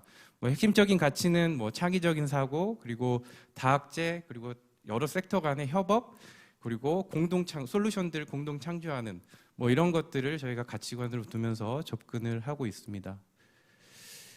좀 저희가 지난 했던 프로젝트 내지는 사회혁신과 관련된 좀 프로그램을 소개를 좀 해드리면서 저희 접근 방법을 좀 말씀드리고 싶은데요. 첫째는 저희가 한 3년, 4년 동안 저희가 교내에서 사회혁신과 관련된 비교과 중에서는 가장 크게 소셜 이노베이션 페어라는 걸 진행을 하고 있습니다. 물론 이제 3, 4개월 동안 학생들이 팀을 이루어서 사회 변화나 사회 문제 해결을 위한 여러 가지 아이디어 프로젝트를 하는 것을 이제 공유하는 것을 이제 기본으로 하지만, 조금 더 어떻게 하면 사회협력의 방향을 좀 넓혀볼까라고 생각했을 때 저희가 생각한 것이 첫째는 지역사회 내에서 다양한 활동을 하고 있는 지역활동가분들을 어떻게 학생들하고 매칭시킬 수 있을까 이런 고민들. 그리고 많은 대학에서 마찬가지겠지만 찾아보면 이미 소셜 섹터에서 다양한 활동을 하고 있는 졸업생들이 있더라고요. 그래서 그 학생들을 어떻게 모아서 기존의 재학생들과 매칭을 시켜주면서 뭔가 코업을 할 수 있게 만들까 이런 고민들도 저희가 한번 해보고 있고요. 또 하나 의미 있는 것이 저희가 서울시 50+ 재단이라고 서울시 출연기관 중에 하나인데 저희가 지난해에 세대 융합형 좀 사업을 해보자라고 해서 이제 저희가 업무 계약을 맺었고 거기에서 좀 이렇게 선별해 주신 시니어 전문가분들을 이 소셜 이노베이션 페어에 멘토로 영입하면서 좀 여러 가지 활동들을 좀 해봤습니다. 사실 처음엔 좀 걱정이 됐습니다. 저도 마찬가지지만 꼰대라는 소리를 듣지 않을까 고민을 했는데 여기 보시면 여러분 졸리실까봐 좀 제가 그 학생들이 직접 작성한 멘토에게 작성한 이 감사장을 이렇게 보여드렸는데요. 여기 보시면 아시겠지만 그 멘토분들이 공통적으로 하시는 말씀이 있습니다. 링크 사업비로 받은 멘토비보다 학생들 먹이는데 식비가 더 들어갔다. 그만큼 저희의 그 생각과는 다르게 열정을 가지고 해주시더라고요. 그래서 이런 어떤 협력의 주체들을 넓혀가는 방법들도 좀 시도를 해보고 있습니다.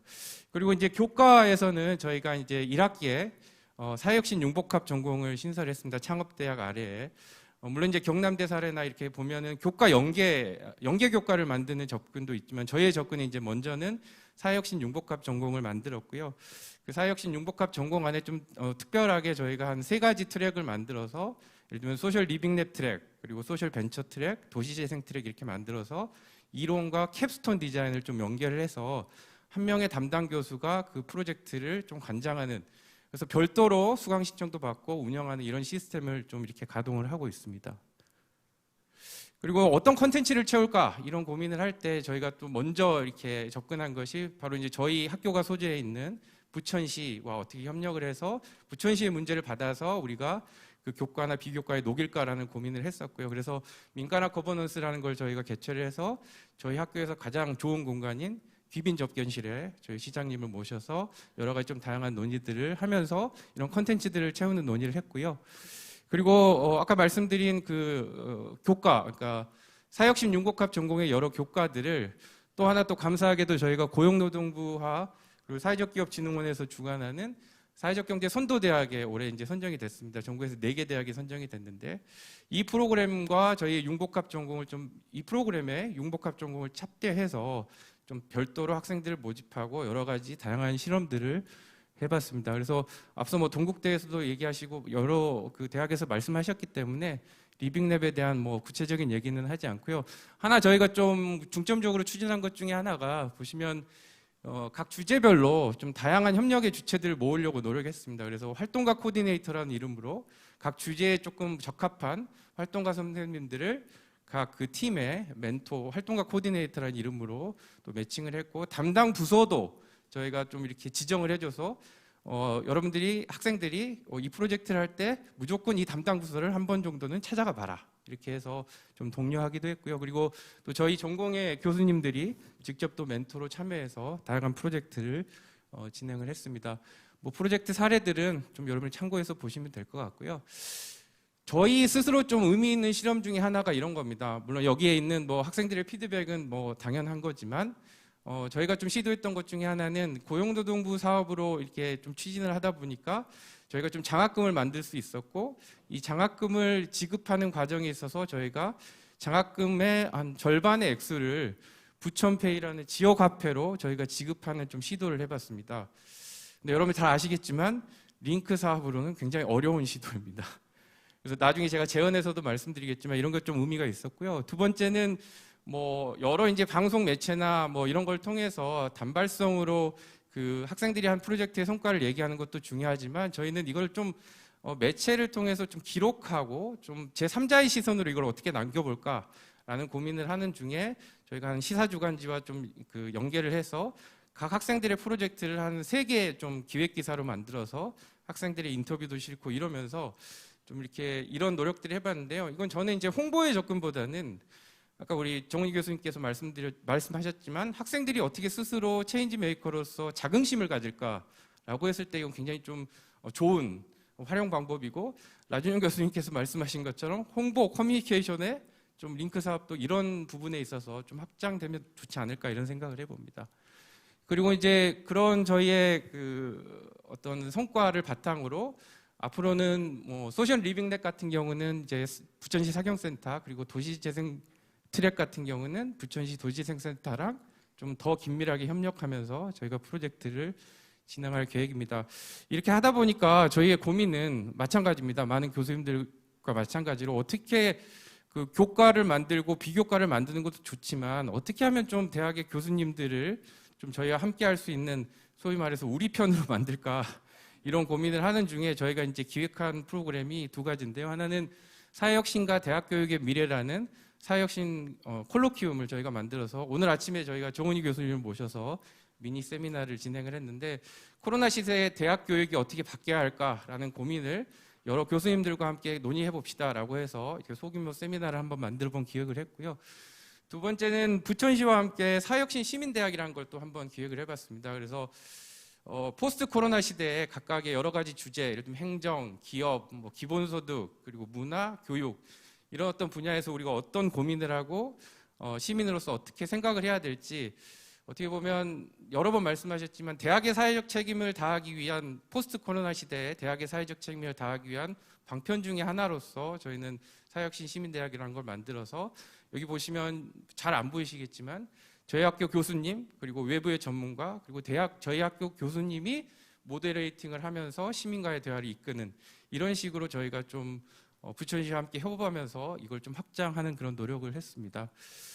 이런 노력 중에 이제 저희가 조금 더 진일보해서 한번 해보고 싶은 것이 어떻게 하면 링크 플러스 안에 있는 그런 사업의 일환으로서 사회혁신을 하는 것을 넘어서 할 수 있을까. 예컨대 저희 학교는 학부대학이라는 게 있습니다. 그래서 1, 2학년들이 무조건 의무적으로 봉사 시간을 채워야 하고, 또 키슨 프로젝트라는 걸 하는데 이것과 어떻게 연계할 수 있을까? 즉 사회혁신과 관련된 다양한 프로그램을 조금 구조화하는 노력을 어떻게 할 수 있을까? 그리고 여러 번 말씀하신 것처럼 다학지적 접근, 그리고 다자간 협력을 어떻게 할 수 있을까?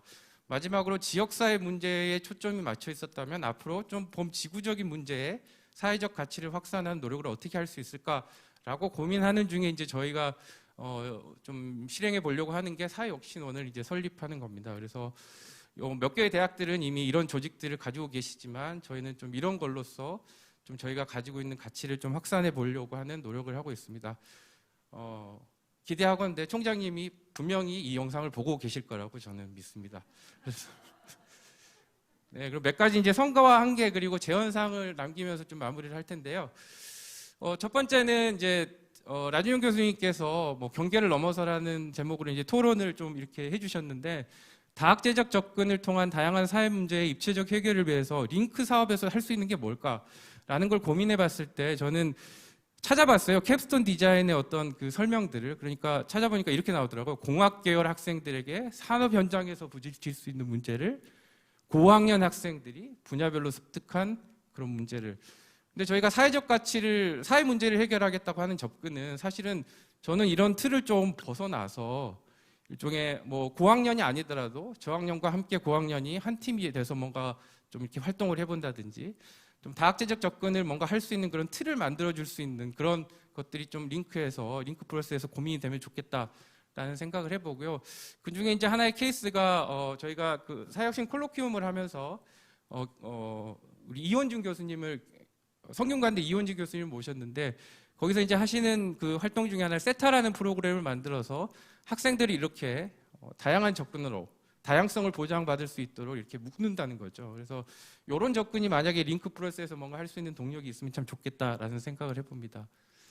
두 번째는 이제 사회혁신의 최전방에 서 있는 이제 사회적 경제 조직들의 뭐 지원체로서의 우리 학교가 뭘 할 수 있을까라고 생각해봤을 때 첫 번째 생각한 것이 이제 현장 실습인데요. 지금 아시는 것처럼 현장 실습이 표준 현장 실습 학기제라고 해서 좀 이렇게 제도가 바뀌어서 최저임금의 75%를 지급하도록 되어 있습니다. 이건 뭐 열정페이를 막는 그런 차원에서는 굉장히 중요한 접근이기도 한데, 제가 보는 관점은 사회적 경제 조직은 이 지불 능력이 없는데 그럼 어떻게 이 조직에 우리 학생들을 좀 파견해서 현장 실습처럼 할 수 있을까? 여기서 저는 좀 다학제적 그 섹터 간의 협업이 예를 들면 1섹터 내 정부 섹터 간의 협업이 필요하다고 생각하는데 교육부와 고용노동부가 좀 뭔가 협업해서 이런 것들을 만들 수 있는 틀이 있지 않을까 이런 고민들을 좀 해보게 됩니다. 그리고 아까 제가 시도했던 지역화폐를 어떻게 지금 기존의 사업에 많이 좀 이식할 수 있을까 이런 고민들도 한번 해보는데요. 제가 찾아보니까 저희 그 예산 지침에 이렇게 써 있더라고요. 각종 상품권을 포함한 유가증권 성격의 시상품 지급 금지. 요것 때문에 지역화폐를 쓸 수가 없다고 하는 거죠. 근데 여러분 생각하시는 것처럼 RCC, ICC에서 무수히 많은 경진대회를 합니다. 이 경진대회 중에 반틈이라도 만약에 우리가 지역화폐로 바꿀 수 있다면 좀 의미 있는 접근이 아닐까 뭐 이런 생각을 해봅니다. 그래서 저는 뭐 여기까지만 하고 마치겠습니다. 나머지는 저희가 토론 시간에 또 하기로 하고요.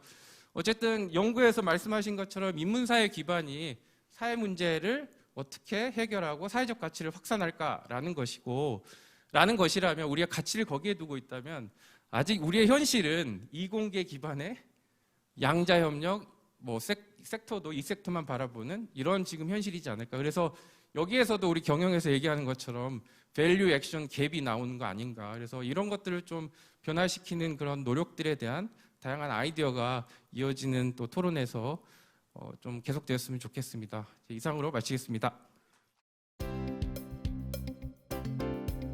저는 앞서서 발표하신 대학들하고 좀 다르게 앞서서는 이제 그 인문사회 기반 산학 협력을 하기 위한 어떤 그 교육 반복론적인 것을 이야기를 했다면 저희는 어떤 식으로 조직을 구축하고 그걸 내재화하고 인프라를 구축하면 좀 더 잘할 수 있을까 이런 방식으로 좀 접근을 했습니다. 그러니까 저는 인프라 관련해서 네 가지 카테고리를 말씀드릴 건데 첫 번째 조직 및 추진 체계 그리고 인프라를 활용한 산업력 플랫폼 운영 사례 그리고 세 번째 네트워크 기반 문제 해결 프로그램 운영 사례 그리고 네 번째 결론 순으로 말씀을 드리도록 하겠습니다. 저희가 사실은 이 두 가지를 왜 넣었냐면 그 산학 협력을 잘 하려면 그 내부적인 아까 처음에 그 라준영 교수님께서 말씀을 하셨는데 조직하고 인력이 어떤 잘 교육된 그 대학의 역량이 가장 선행되어야 한다 그런 말씀을 하셨고 저희가 뭐 경영학을 조금 아시는 분들은 아마 그게 당연한 것이라고 이해를 아마 하실 겁니다. 그래서 저희는 그런 측면에서 첫 번째로 그 계명대학교 산학인재원이라는 조직을 대학 내 그 내재화를 했습니다. 그 전에 지금 한상덕 그 팀장님 계실 텐데 처음 링크 사업을 하면서 저희가 저희 대학교 링크 사업단이 주력했던 것은 대학에서 산학이라는 그 언어를 그 학교에서 공론화할 수 있는 그런 노력들을 많이 했습니다. 그 결과 한 4, 5년 정도 걸린 것 같은데요. 그 총장님께서 이제는 학생이 우리 시대가 요구하는 시대 정신을 읽어내는 언어로 전환할 수 있는 고등교육의 새로운 패러다임으로 변해야 한다. 그것은 바로 산학 언어이다. 이렇게 말씀하실 정도로 그 산학에 대한 인식이 좀 많이 생겼고 그 결과 저희가 산학인재원이라고 하는 대학 내 정규 조직을 만들어서 그 정규 조직 안에 보시면 교수님도 14분, 직원들 뭐 22명 정도 있고 아까 잦은 이직이 있다고 하셨는데 저희 같은 경우에는 뭐 이직이 거의 나가라고 해서 잘 안 나가는 그런 직원들이 많이 있고 그리고 산학인재원 소속 교원이 9명 정도 있는데 이건 이제 저희 산학인재원 업무만 하시는 분들이고요. 그러니까 여기에 포함해서 저희 원장님하고 저희 뭐 정책대학원장님은 거의 그쪽 업무는 안 하시고 산학 업무만 하시는 것 같아서 총 11명 정도 되시는 분들이 직접적으로 운영을 하신다. 죄송합니다. 제가 발음이 좀 세가지고 이해를 부탁드리고 그리고 저 인재원의 좀 특이한 점이 한 게 뭐냐면 산학협력발전위원회라는 것을 운영을 하고 있습니다. 그러니까 대학 내부 대학 조직으로 내재화되어 있기 때문에 산학협력과 관련된 대학의 내부 어떤 발전 계획 수립이나 관련된 연구들을 수행하는 그런 기능을 하고 있습니다. 그래서 어떤 일들을 하고 있느냐? 기본적으로 저희가 그 펀드를 받는 곳이 링크플러스 사업이기 때문에 링크플러스 사업을 운영을 하고 있고 지금 최근 2년간 가장 우수한 성적을 지금 나타내고 있고요. 그리고 두 번째로는 그 내부에 있는 교수님들 역량을 활용해서 그 대학에 필요한 연구들을 이렇게 쭉 수행을 하고 있습니다.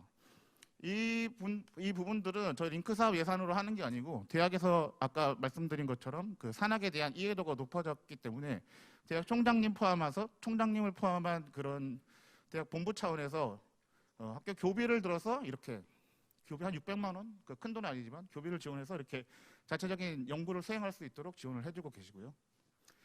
그 이외에 외부 그 연구도 저희가 수주 받아서 수행을 하고 있습니다. 그런 역량이 되는 조직을 구축해놨기 때문이겠죠. 그 다음에 오늘 말씀드린 산학협력 네트워크 그리고 교내 인프라 운영 이 두 가지는 그 뒤쪽에서 다시 말씀드리도록 하겠습니다. 그리고 두 번째 조직 체계로 오늘 말씀드릴 그 인문사회 기반 산학협력을 잘 하기 위해서 어떻게 해야 되느냐. 그래서 물론 산학인재원이라는 훌륭한 조직이 있지만 그것보다 더 전문화되고 인문사회에 특화될 수 있는 조직을 만들어야겠다. 물론 저희가 그걸 하기 싫어서 떠넘긴 건 아니고요. 그러니까 그게 학교 차원에서 굉장히 필요하다라고 생각해서 대학 내 공감대를 형성을 했고요. 그러니까 작년 11월 29일 날 도지사님, 의회의장님, 경북 부지사님 다 모시고 우리 학교의 방향은 앞으로 지역사회 혁신을 위해서 이런 형태로 나아가겠다라고 불러놓고 이야기를 했습니다. 그래서 총장님께서 우리 학교의 자원과 역량을 지역사회 공유하면서 지역과 더불어 발전해 나갈 것을 이야기를 하셨고 오늘 오신 김범용 교수님께서도 이거 대구경북 사회혁신지원단 우리가 운영해서 하겠다. 그리고 지역의 역량을 지금 집중할 때다. 이런 식으로 이야기를 해서 대학에서 500명 그 전체 인원들이 참여해서 이런 산학협력을 앞으로 대학이 나아갈 방향이 지역혁신이다라는 것을 대학 교내외에 알리는 충분한 계기가 되었습니다. 그리고 주요 내용은 제가 이거 말씀드리고 싶었는데 과거와 현재를 위한 지역사회 혁신은 헌신은 봉사고 그러니까 대학은 저희도 기독교 재단에서 출발을 했기 때문에 헌신이라는 말을 많이 사용하시는데 봉사고 미래를 위한 헌신은 혁신이다. 그래서 우리는 앞으로 미래를 위한 지역사회 혁신을 위해서 지역사회 대구경북 사회혁신지원단을 설립하고 운영하겠다. 이런 비전을 가지고 있습니다. 그래서 전체 목표는 이렇고요. 그리고 조직 구성을 보시면 총장 직속기구를 이렇게 5월 초에 설립을 했습니다. 보시면 이제 여기 혁신단도 부총장님께서 지금 단장을 하고 계시고 또 보시면 김범준 교수님 또 나오시죠. 그러니까 저희가 이제 제가 이것만 TF에 참여하고 이 일을 안 하게 될 줄 알았는데 저희 김범준 교수님 들어오면서 저도 어쩔 수 없이 같이 또 참여를 하게 됐습니다. 그리고 계속 요 관련된 내용을 간단하게 추가로 말씀을 좀 드리겠습니다. 아까 말씀드린 세 가지의 큰 센터가 있는데 그 올해 진행되는 내용을 중심 말씀드리면 저희가 이제 정책연구센터에서는 올해 가장 중점적으로 두고 있는 부분이 이런 대학의 지역사회 공헌지수 개발에 대한 내용입니다. 링크 사업 처음 시작할 때 이 지역사회 공헌지수 개발을 과연 산학에만 한정 지을 것이냐, 대학 전체로 확산할 것이냐 이런 고민들을 많이 했었습니다. 그래서 저희가 지표에 있고 보고서에 적어야 되기 때문에 링크 사업 차원에서 ESI 지수 개발하고 적용한 건 맞는데 저희가 진짜로 필요하다고 생각했던 건 대학 차원의 그런 ESI 지수였거든요. 그러니까 그 내용들을 사업단 설립할 때 박아 넣어서 이 정책연구단에서 지금 수행을 하고 있고요. 두 번째로는 카리타스 봉사센터에서도 봉사센터의 주요 내용은 여기 끝에 보시면 개명 1% 사랑 나누기 지원 프로그램을 한다고 하는 겁니다. 이게 뭐냐면 교수님들, 직원들의 1%의 그 인건비를 떼가지고 자발적 기부라고 해요. 자발적으로 기부하신 돈을 가지고 저희의 그 사회혁신 프로그램을 하는데 링크 돈으로도 안 되고 교비로도 안 되고 어떤 국비로도 안 되는 그런 비용들을 사용할 수 있도록 지원이 됩니다. 그러니까 이것도 성격이 좀 바뀌었다고 말씀드릴 수 있는데 예전에는 이런 사랑 나눔 봉사 이런 형태로만 쓰였습니다. 근데 지금은 사회혁신지원단이 생기면서 지역사회 혁신을 위한 비용으로도 일부 사용이 되고 있고 그런 방향으로 좀 많이 나가고 있는 상황입니다. 그리고 세 번째는 지역협력센터입니다. 협력센터에서 주요한 내용은 이 아래쪽에 보시는 것과 같이 사회혁신 교육과정을 개발하고 운영하고 비경계 융합교육 기반 산학협력 융합점검 개발 그리고 외부와의 연계 협력 이런 파트를 담당하고 역할을 수행하고 있습니다. 제가 이 두 가지를 먼저 말씀드리는 이유는 그 조직 체계가 먼저 갖춰지고 나서 이게 아까도 말씀드렸지만 탑다운 방식이 좋냐 바텀업 방식이 좋냐 했는데 저희는 이제 탑다운 방식으로 어떻게 된 것 같습니다. 인프라가 구축이 되고 조직이 구성되고 그 다음에 성과가 막 연결이 되는데 지금까지는 아직 그 나아가는 모양새는 되게 괜찮았던 것 같고요. 그래서 지금 제가 발표를 하게 되는 것 같습니다. 그리고 그것과 연계해서 계속 말씀드리면 대학 인프라 활용 인문사회 산업협력 플랫폼을 해서 운영을 했는데 저희가 그 처음 고민했던 게 그 인문사회 기반의 산학협력을 하면 보통 지자체가 연계되는데 지자체 연계협력 키워드를 다른 대학에서 연구한 것들을 찾아보니까 기술 관련된 내용이 없고 대부분은 인문사회 대학들이 참여해야 될 어떤 키워드나 연관어를 가지고 있었습니다. 그래서 저희는 인문사회 기반 지역사회 협력을 할 때는 인문사회 기반, 문화예술 기반이 반드시 꼭 필요하고 참여해야 되고 그것과 관련된 인프라를 구축하는 게 가장 중요하다라고 생각을 했고요. 그래서 또 찾아보니까 그 국책 사업이나 이런 부분에 보면 인프라 관련된 사업은 이공계 분야 굉장히 많아요. 그러니까 그 산학융합 지구 조성 사업 그리고 연구단지 조성 사업 이런 거 굉장히 많은데 문화예술 포함해서 인문사회 분야는 인프라 구축하는 지원 사업도 적고 대학에서 그 공간을 공유를 잘 안 하더라. 그래서 저희가 그럼 우리가 선제적으로 한번 해보자라고 해서 두 개 인프라를 지역 문제 기반에서 구축을 했습니다. 첫 번째는 성석 캠퍼스에 해병대 메이커 스페이스를 구축을 했고 두 번째는 대명동 공연장을 문화 콘텐츠 생산 거점으로 구축을 했습니다. 왜냐하면 여기 대명 캠퍼스에 있는 곳은 여기가 소공연장 집적지입니다. 문화예술 거리 공연이고 근데 저기서 필요했던 건 뭐냐면 너무 작고 영세한 기업들만 있어서 거기에 어떤 그 랜드마크가 될 만한 중규모 규모의 소극장들이 좀 있었으면 좋겠다라고 이야기가 많이 있었습니다. 그래서 저희가 마치 여기 저희 대명 캠퍼스가 있는데 대명 캠퍼스 안에 본관에 그러니까 200석 규모의 어떤 문화 콘텐츠 그 종합 거점 센터를 하나 지금 만들고 있고 자금은 지속적으로 지금 투입되고 있는 상황이고요. 그 두 번째로는 저희 성석 캠퍼스 인근 지역에 성소공단, 다문화 가정 저소득층 비중이 굉장히 많습니다. 이 사람들이 제대로 된 교육을 잘 못 받습니다. 그래서 이 사람들을 어떻게 하면 잘 교육시킬 수 있을까? 또는 4차 산업과 관련된 교육을 어떻게 잘 하면 좋을까? 그럼 어디서 하면 좋을까? 사람들이 가장 선호한 지금 바로 대학이거든요. 그 대학에서 바로 이런 공간을 만들어서 거점 센터를 구축하자. 그런 아이디어로 출발을 했습니다. 그래서 저희 대학이 여기 있는데 이쪽이 다 공단이고요. 여기가 조금 그 잘 못 사시는 분들이 사시는 그런 공단인데 그래서 거점 센터를 그런 이유로 두 가지를 구축해서 지금 사업을 운영을 하고 있습니다. 그 결과가 제 생각에는 굉장히 놀랍습니다. 그래서 첫 번째로 먼저 교육 공간을 구축했는데 저희는 이제 학교에서 추가적으로 메이커 스페이스라고 하는 그 공간도 같이 붙여가지고 시너지를 낼 수 있게 저희 링크 사업비를 투입해서 더 넓은 공간을 확장해서 지역 친화형 교육 거점 공간을 만들었습니다. 그 결과가 이렇습니다. 최근 2년간 막 여기 다녀간 학생들만 3,300명 정도 되고 참여 학교가 68개교 그리고 추가적으로 우리가 인프라하고 거점 공간이 있으니까 저희 지역이나 지자체에서 엄청 큰 관심을 갖게 됩니다. 그래서 대구광역시 교육청 주관 꿈창작 캠퍼스 운영기관에 선정되고 또 창업체험센터도 선정되고 남부교육지원청 주관 이런 교육사업에서 선정되고 이것뿐만 아니라 이쪽 거점 공간에 찾아오는 그 대내외 기관들이 굉장히 많습니다. 그게 찾아와서 뭔가 해결되고 이루어지는 것들이 있기 때문에 가능한 거라고 생각합니다. 또 두 번째 말씀드리는 것은 그 대명 캠퍼스에 이제 저희 대구가 2017년 전부터 유네스코 음악창의 도시에 선정되면서 되게 연극 뮤지컬, 문화예술 분야에 관심이 많았는데 대학이 누군가는 나서야 되고 근데 그 강점 분야를 가지고 있는 게 바로 저희 계명대학이었거든요. 그래서 대명 캠퍼스에 아까 이런 그 지역 문제도 있었고 그 극단 문제도 있었는데 저기 지금 보시는 것 같이 그런 문제를 해결하기 위해서 공연장을 이렇게 신설했고 이 신설한 결과 또 굉장히 많은 그런 그 성과가 나타나게 됩니다. 그러니까 네. 그래서 이런 활동들을 막 쭉 하게 되고 또 재밌는 것들은 여기 저희 요걸 담당하시는 교수님이 있는데 대학 시설을 공유하겠다라고 이렇게 신문에 한번 냈습니다. 근데 많이 안 들어올 줄 알고 자기 개인 연구실 번호를 적었는데 한 반달 동안 일을 못 하실 정도로 전화를 받으셨어요. 그래서 굉장히 후회하셨는데 그러니까 그런 정도로 지역사회에서는 이런 그 공간에 대한 수요와 니즈가 굉장히 있었다는 걸 저희가 간과하고 있었습니다. 그러니까 지금은 이것들을 조금 더 확대하려고 많은 노력을 하고 있고 특히 젊은 예술단체 그리고 조금 사회적으로 좀 어려운 예술단체, 문화단체하고 연계해가지고 협력을 하려고 굉장히 강화하고 있는 상황입니다.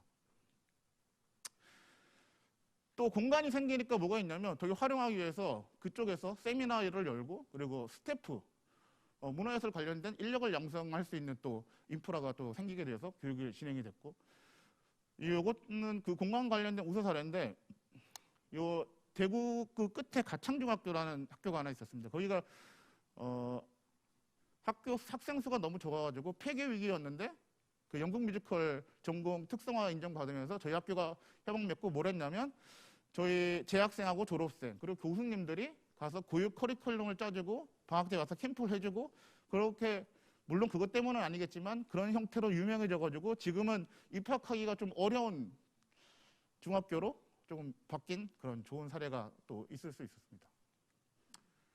그 네트워크 기반 지역사회 문제 해결 프로그램 운영사를 말씀드리겠습니다. 요거는 그 다른 대학들도 잘 하고 계셔가지고 그냥 이런 사례가 있다 정도 말씀을 드리고 좀 넘어가겠습니다. 저희가 대구랑 연계해서 도시환경 문제를 발굴하는 그런 그 GIF 캠프라는 것을 운영을 했고요. 그리고 지역사회 문제를 위한 리뷰 프로그램을 운영을 했고, 지역사회 선진문화, 교통문화, 환경예술, 안전하길, 그리고 낙후된 지역마을 환경예술 프로젝트 이런 것들을 했는데, 이게 왜 제가 일부러 뽑아서 넣었냐면 저희가 지역사회 프로그램을 진행하다 보니까 이걸 실제로 정책을 그 실행할 수 있는 지자체랑 연결을 해서 하니까 성과가 굉장히 좋더라. 그리고 이건 경찰서랑 했던 일인데 경찰서나 학생들이 이렇게 지금 개선 문제점을 이렇게 찾아가지고 도출을 했거든요.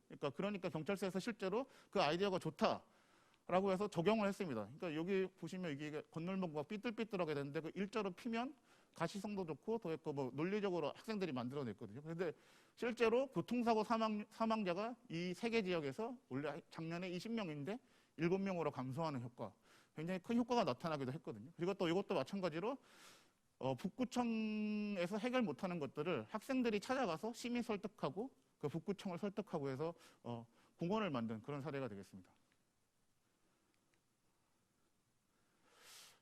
이것도 마찬가지로 저는 이제 계속 그 지역사회하고 인문사회 기반에 대한 그 성과를 누가 물어봤을 때 너무 매태했냐, 매태했다, 뭐 공연 매태했다, 뭐 세미나 매태했다, 그런 게 성과냐라는 질문을 많이 받거든요. 그래서 이런 것들을 많이 보여주고 싶었습니다. 그래서 실제로 그런 것들 성과 내기 위해서 지자체랑 연결을 하니까 이런 성과들이 계속 나는데, 지자체에서 저희한테 문제를 던진 게 자기네 달서구 지역이 자꾸 인구가 줄어든다. 네, 마무리하겠습니다. 네. 그래서 학생들 참여해서 구청장님하고 같이 이런 프로그램을 진행해서 굉장히 큰 호응을 얻었고, 그 지역민정책 갈등 문제 프로그램도 이것도 재밌는데 어제 발표를 잠깐 들었는데 언론사 연계해가지고 언론사에서 총 8회 정도 지면에 아주 대문짝만하게 내주셨습니다. 그래서 지역의 관심도를 굉장히 높였던 사례라고 말씀드릴 수 있을 것 같고요. 저희 지역사회 공헌연구회라는데 이건 전국의 10개 대학이 모여서 항상 그 지역사회 문제를 같이 고민하고 지수를 개발하고 그런 문제들을 하고 있고, 글로벌 지역사회 문제 해결 프로그램도 마찬가지로 저희가 한양대와 함께 그 세계에 가지고 있는 문제를 한번 같이 고민해보는 그런 프로그램을 가졌습니다. 그러니까 이게 사상 최초로 시간 때문에 결론을 스킵하는 그런 사태가 있을 수가 있는데, 제가 간단하게 결론만 간단하게 말씀드리겠습니다. 첫 번째로는 그러니까 지역사회 협업 활동을 하다 보니까 이게 저희가 이제 비즈니스 모델을 만들기가 좀 어렵고, 그 모델을 가지고 그 다른 곳 기관이나 기업들 설득하기가 굉장히 어렵습니다. 그래서 저는 최소한 이게 운영될 수 있도록 정부나 지자체의 어떤 지속적인 재정이 뒷받침이 되면 좋겠고, 그리고 그 두 번째로 이런 접근 방식이 아직은 대학에서는 조금 예전은 대학은 이제 거시적 관점에서만 봤다면 이런 것들 지역이랑 같이 해서 해결하려고 하는 어떤 그런 변화가 좀 있어야 될 것 같고, 세 번째로는 최소한 관이 좀 적극적으로 참여해서 이런 프로그램을 하면 조금 더 큰 성과가 날 수 있겠다 하고 말씀을 드릴 수가 있겠습니다. 향후 계획은 한 1분만 더 써주죠. 예. 제가 결과 스킵했지 않습니까? 향후 계획은 저희가 이런 아까 지역사회 연구단을 통해서 실행되는 세부 이제 프로그램들인데 저희 총장님께서 EOP 프로그램 추진을 해서 저희 이게 학과뿐만이 아니라 그 본부 단위에서까지 그 자기에 있는 그 역량을 확장해서 산학협력, 지역사회 협업, 혁신을 위한 프로그램을 제안을 받으셨습니다. 쭉 받아서 전체 총 40개 과정이 들어왔고 저희가 그 중에서 26개 과정을 선발을 했습니다. 이게 잘 안 보이시는데 제가 의도적으로 잘 안 보이게 읽으시면 피곤하셔가지고. 그래서 26개 과정을 좀 카테고리화 해보니까 다문화 취약계층, 초중고교 교육, 지역 환경 개선, 인문예술 정신확산 크게 4범주로 수렴을 되는데 맨 처음에 제 성과가 좋았던 게 아까 란유영 교수님께서 취약계층에 대한 그 인문사회 기반 산학협력을 했을 때 그게 괜찮다라고 말씀을 하셨는데 저희도 카테고리 해보고 실제로 교수님들이 하고 싶은 것도 그 카테고리 안으로 수렴되는 것을 알 수 있겠습니다. 그래서 현재 지금 26개 중에 올해는 한 8개 정도가 진행되고 내년 되면 마저 프로그램이 진행될 것으로 계획을 하고 있는 상황입니다. 네, 이상입니다.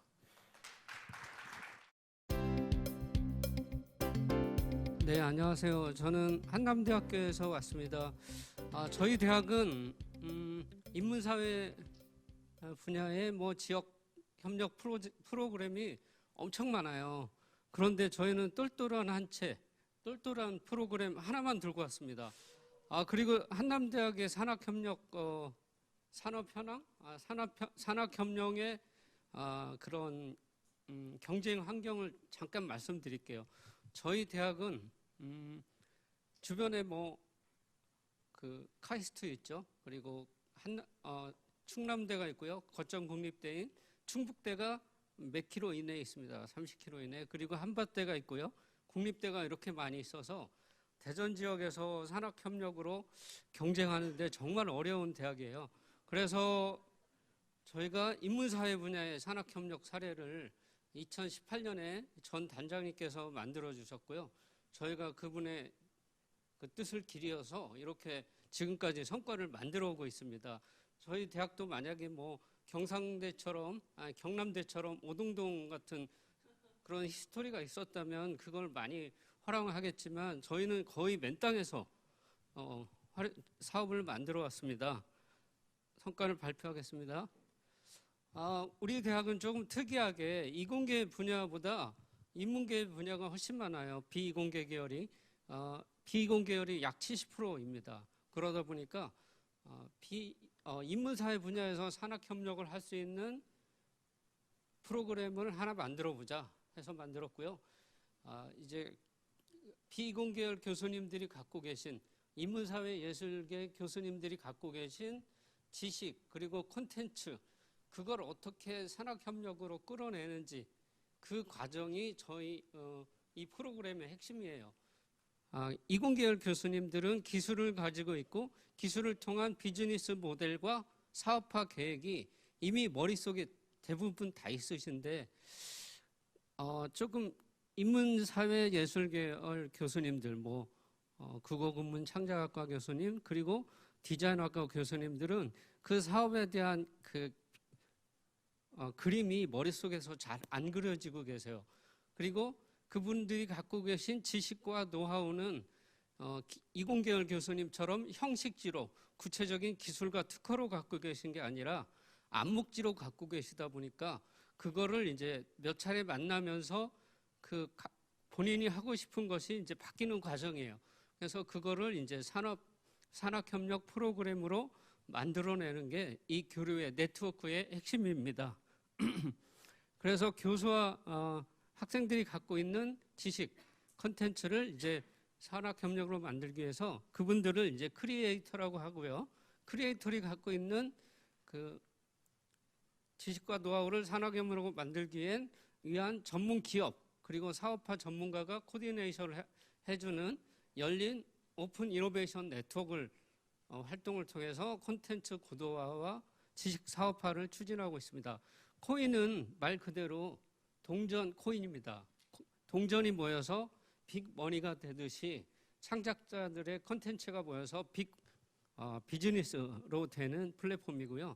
함께 참여한다는 그래서 그 플랫폼의 의미를 갖고 있습니다.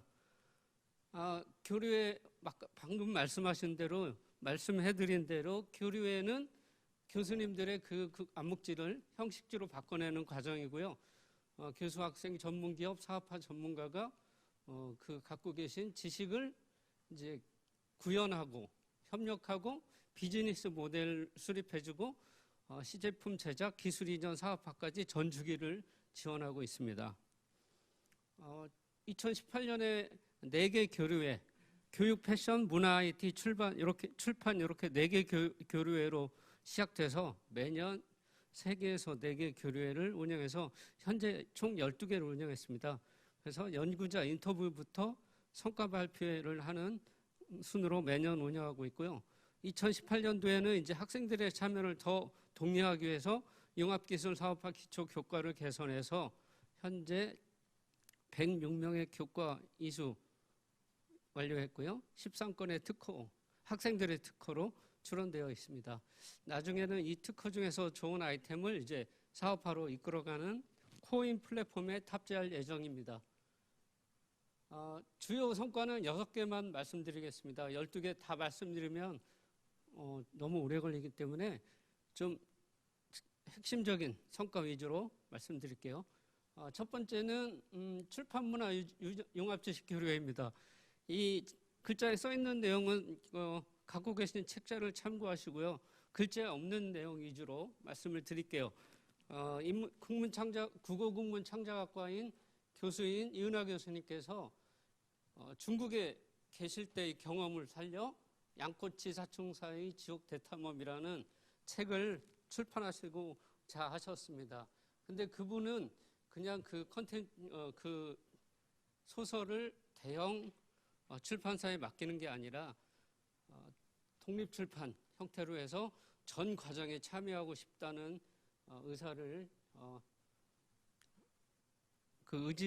그 교수님의 의지를 구현해드렸습니다. 그래서 종이책과 이북을 출간했고요.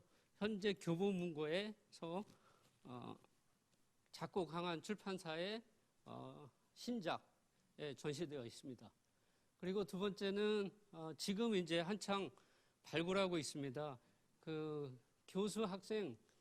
학내 교수 학생들이 갖고 있는 인생의 시놉시스 또는 뭐 스토리, 그거를 이제 웹소설로 공모를 해주면 그거를 이제 웹툰으로 전문 기업들과 협력해서 웹툰으로 그리고 영화로 또는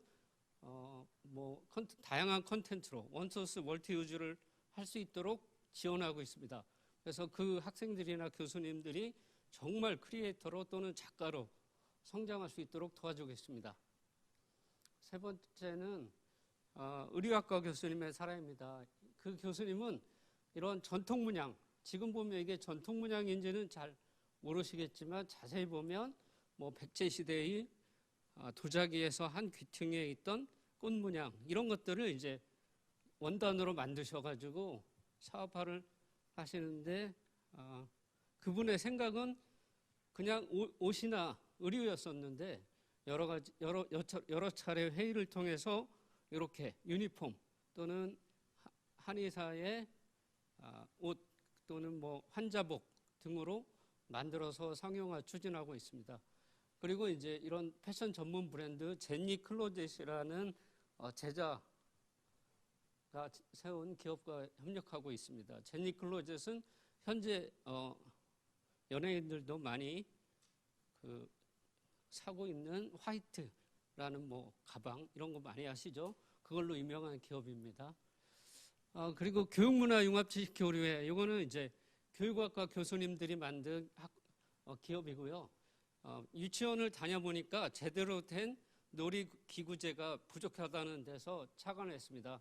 그래서 더 행복한 아이 연구소를 설립해서 이러한 뭐 보자기 형태의 놀이기구, 이런 다양한 놀이기구를 만들어서 판매 중에 있습니다. 이 회사는 보육사라는 국내 최대 어린이 유아용 교구 구제 판매하는 회사와 협업하고 있습니다. 그리고 다섯 번째는 AI 자연어 처리 융합지식 교류입니다.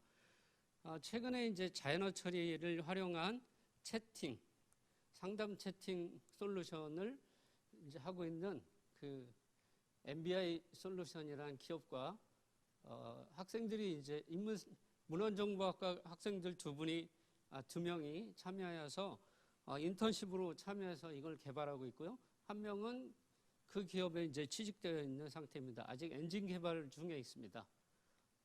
벌써 마지막입니다. 문화 IT 융합지식교류회입니다. 문화 IT 융합지식교류회는 컴퓨터 통신 무인기술학과의 정진만 교수님이 갖고 있던 기술을 사업화시켜보자는 데서 시작이 되었습니다. 그분이 갖고 있던 기술은 7x7, 그러니까 49개의 스마트폰을 연동해서 연예인들이 응원할 가수들이 이제 노래할 때 팬덤들이 굿즈를 가지고 이제 응원하잖아요.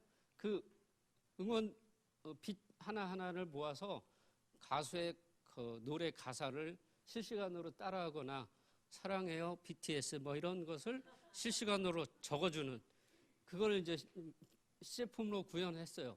그래서 이번에 이제 성동구에 있는 메이커 스페이스에서 시제품을 이제 조만간 제작을 할 거고요. 오늘 방송되는 포커스라는 데서 나오는 신인, 이거 신스 패밀리가 키우고 있는 신인 대상으로 이 굿즈를 사업할 예정입니다. 네, 이상입니다. 감사합니다. 제가 오늘 갖고 온 주제는 이제 쿼드러플릭스에 관련된 얘기입니다.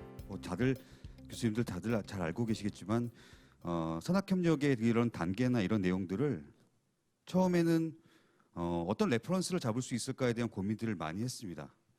링크와 링크 플러스가 뭐가 다를까? 그리고 링크 플러스와 다음 단계로 가는 그 무언가는 또 뭐가 달라질까에 대한 추측과 예측을 많이 했는데요. 중앙대학교가 링크랑 링크 플러스를 준비하면서 제가 제일 역점을 뒀던 건 뭐냐면 과연 어떠한 케이스 스터디를 통해서 우리는 벤치마킹을 하고 향후의 확장 모델로 어떻게 갈 수 있을까에 대한 에비던스를 찾는 데 많은 힘을 공을 들였습니다. 많은 해외 사례나 국내 사례를 보면서 어떻게 하면 뼈대를 만들고 그 뼈대 위에 집을 지을 수 있을까에 대한 고민을 많이 하다가 저런 쿼드러플 헬릭스라는 개념, 더 나아가 이제 퀸터블 헬릭스라는 개념을 이제 공부를 하기 시작했습니다. 자, 오늘 그래서 이제 산학협력의 새로운 도전 혹은 뭐 오픈 이노베이션 TQQ라고 돼 있는데 저건 뭐 트리플 X라고 쿼드러플 퀸터블의 약자를 제가 적어놓은 겁니다. 그리고 이제 퀸터블 헬릭스 기반의 대학 간 연합 교육 사례를 몇 건 보여드리도록 하겠습니다. 다들 여기 계신 이제 교수님들과 단장님 다들 잘 아시겠지만 링크 플러스 사업은 링크 때보다 더 힘듭니다. 어떤 점에서 힘드냐면은 탑다운이든 버튼업이든 간에 지역사회라는 새로운 테마가 나타나면서 기존의 산의 개념에서 뛰어넘어야만 하는 산들이 좀 많아요. 특히나 앞에서는 이제 정은희 교수님 말씀 주셨지만은 이 지역으로 내려가게 되면은 지역 주민들은 일단 우선은 대학에 오면 싫어합니다. 왜냐? 대학은 늘 지역을 이용만 했지 책임성 있는 행동을 한 적이 한 번도 없습니다.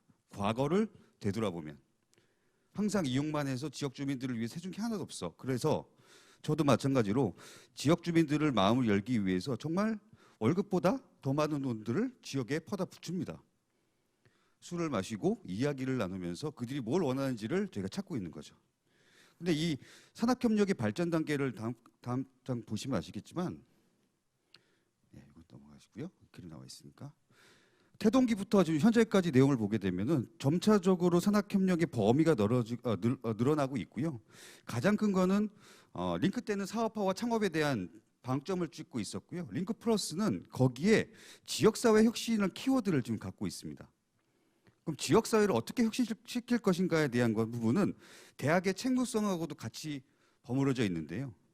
결국에 저희 중앙대학교가 위치하고 있는 동작구는 운이 좋게도 대학을 2개를 가지고 있습니다. 중앙대학교와 총신대까지 3개를 갖고 있는데요. 그러면 이 대학들이 과연 지역을 위해서 무슨 활동을 하고 있는가에 대한 부분들을 고민을 안 할 수가 없다는 거죠. 그리고 ESI라는 지수를 각 대학에서 만들라고 주문을 하고 마치 그거의 지수에 따라서 이 대학은 참 착한 대학과 나쁜 대학으로 양분하고 있다는 거죠. 그러다 보니까 솔직히 말씀드리면 소모적인 프로그램들이 너무나 많습니다. 지역도 이제는 지쳐갑니다. 너무 레드오션이야. 물론 숭실대학교는 현재 링크플러스 사업을 안 하고 있지만 캠퍼스타운 사업을 진행을 하고 있거든요. 그러다 보니까 지역 주민들도 이제 정말 머리가 좋아지셔가지고 요 사업은 여기서 이 대학에서, 요 사업은 이 대학에서 가려가면서 지금 순차적으로 받아가고 있습니다. 마치 링크플러스 사업과 대학혁신 사업을 가지고 교수님들이 저울질하는 것과 똑같은 형태입니다. 자, 이런 상태에서 지역도 지금 어느 정도 피로도가 높아지고 여기 계신 모든 교수님들이 인문사회 쪽을 얘기하고 계시지만은 피로도가 점점 더 높아지고 있는 상태에서 우린 다음 버전을 어떻게 준비해야 될까에 대한 고민을 안 할 수가 없습니다. 그래서 지역혁신이라는 시스템을 제가 좀 이렇게 보면은 결국에는 지역이 ESI 지수로 보게 되면은 정말 높은 점수로 지역의 범죄율이 줄거나 뭐가 바뀌어야 된대요. 근데 링크플러스 한 학교에 40억씩 받아가지고 저거를 바뀔 수 있다? 절대 불가능합니다. 사람이 변하지 않는 이상. 그런 관점에서 봤을 때 지역 혁신을 어떻게 정의 내리고 범위를 정할 것인지에 대한 부분들부터 저희는 이제 시작을 해야 됩니다.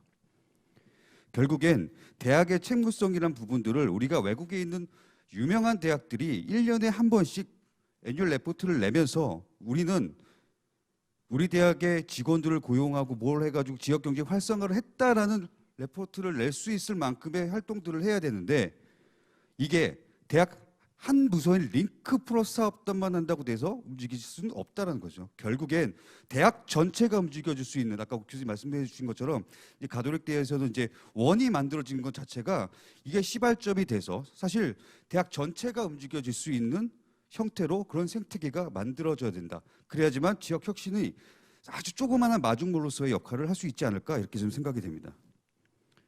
네, 이거는 뭐 예전에 나주에 있는 한 대학에서 나왔던 좋은 사례인데 사실 지금 이 대학은 지금 링크플러스를 지금 안 하고 있습니다. 자, 새로운 이제 산학협력의 모델이 이제 나오게 될 겁니다.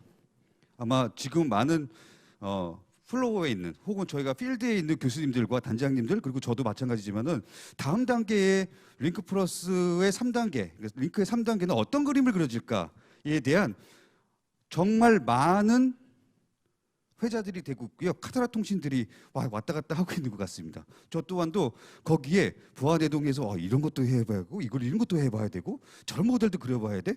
라고 해서 요즘 많이 길을 쫓고 세우고 다니고 있습니다만 결국에는 몇 가지 키워드들이 많겠지만은 ICC와 RCC를 대두로 한 넥스트 버전이 뭔지에 대한 고민 아마도 지금 저도 마찬가지지만 설문을 받아보셨잖아요.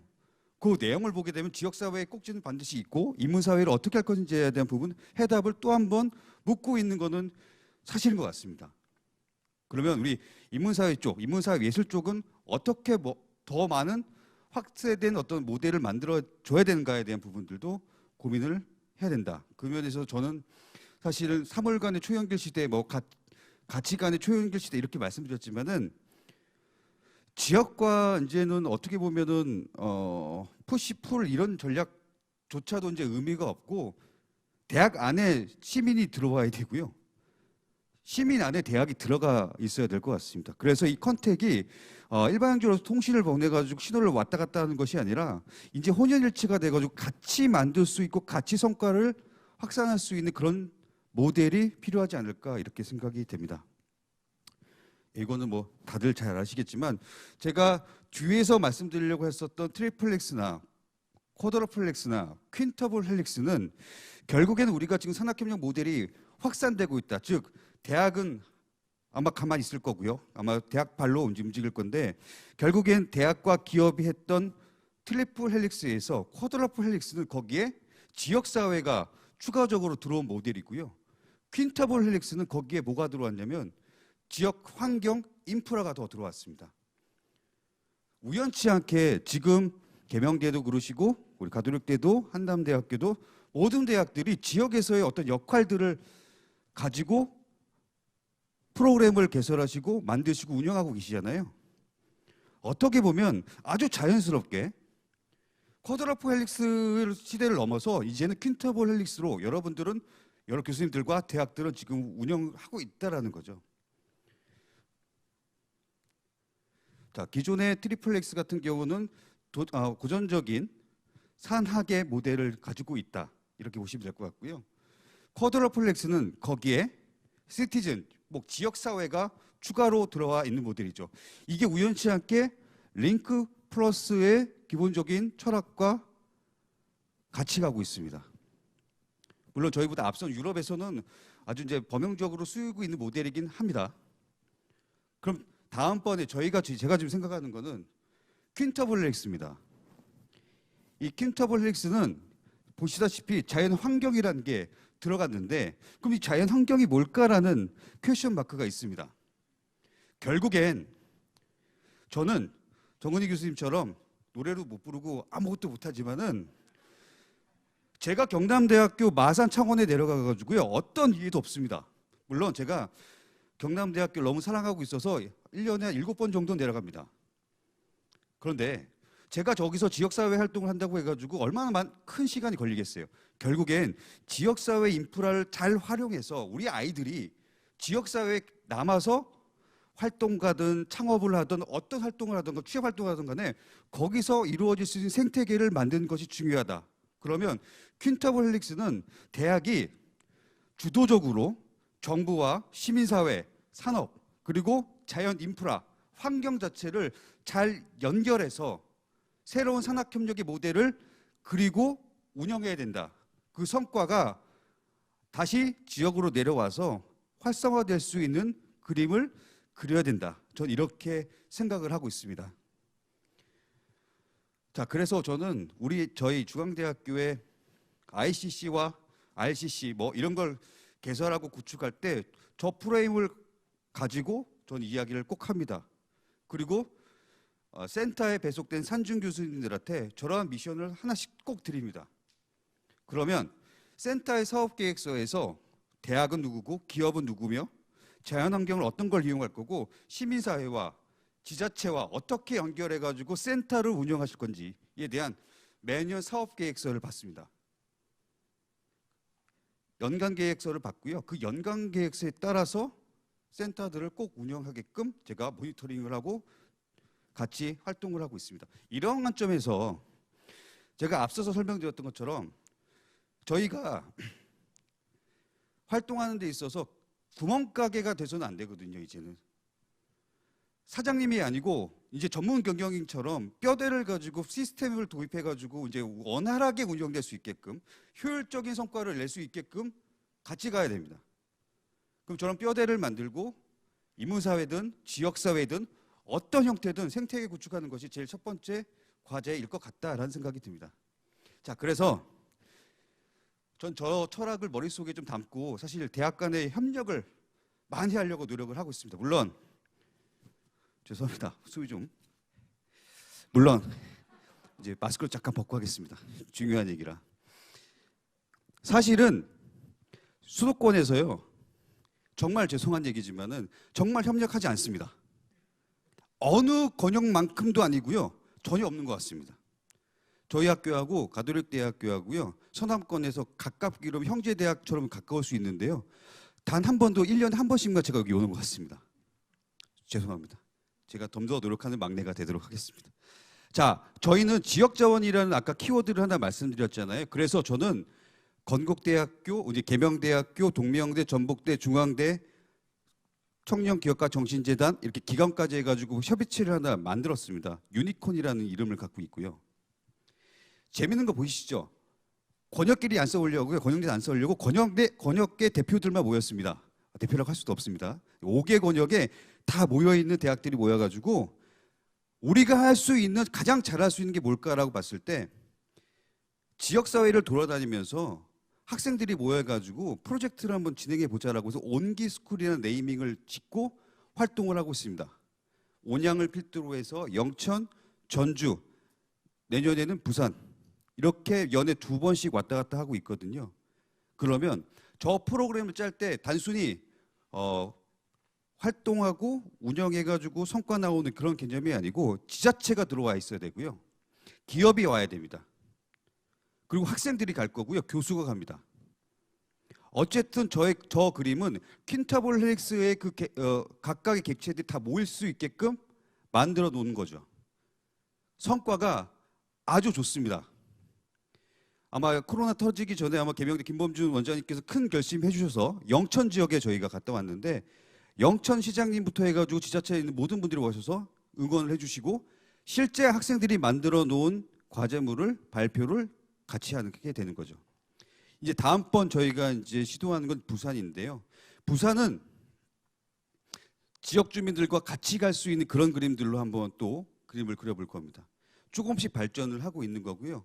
유니콘에서 이렇게 같이 갈 수 있었던 가장 큰 좋은 동기는 사실 대학끼리 엄청 시너지가 나야 되는 게 가장 큰 관건인데 어느 대학 하나가 뭐 뒤로 빠지거나 그런 거 없고요. 주도적으로 하는 그 역할 자체가 좋은 것 같습니다.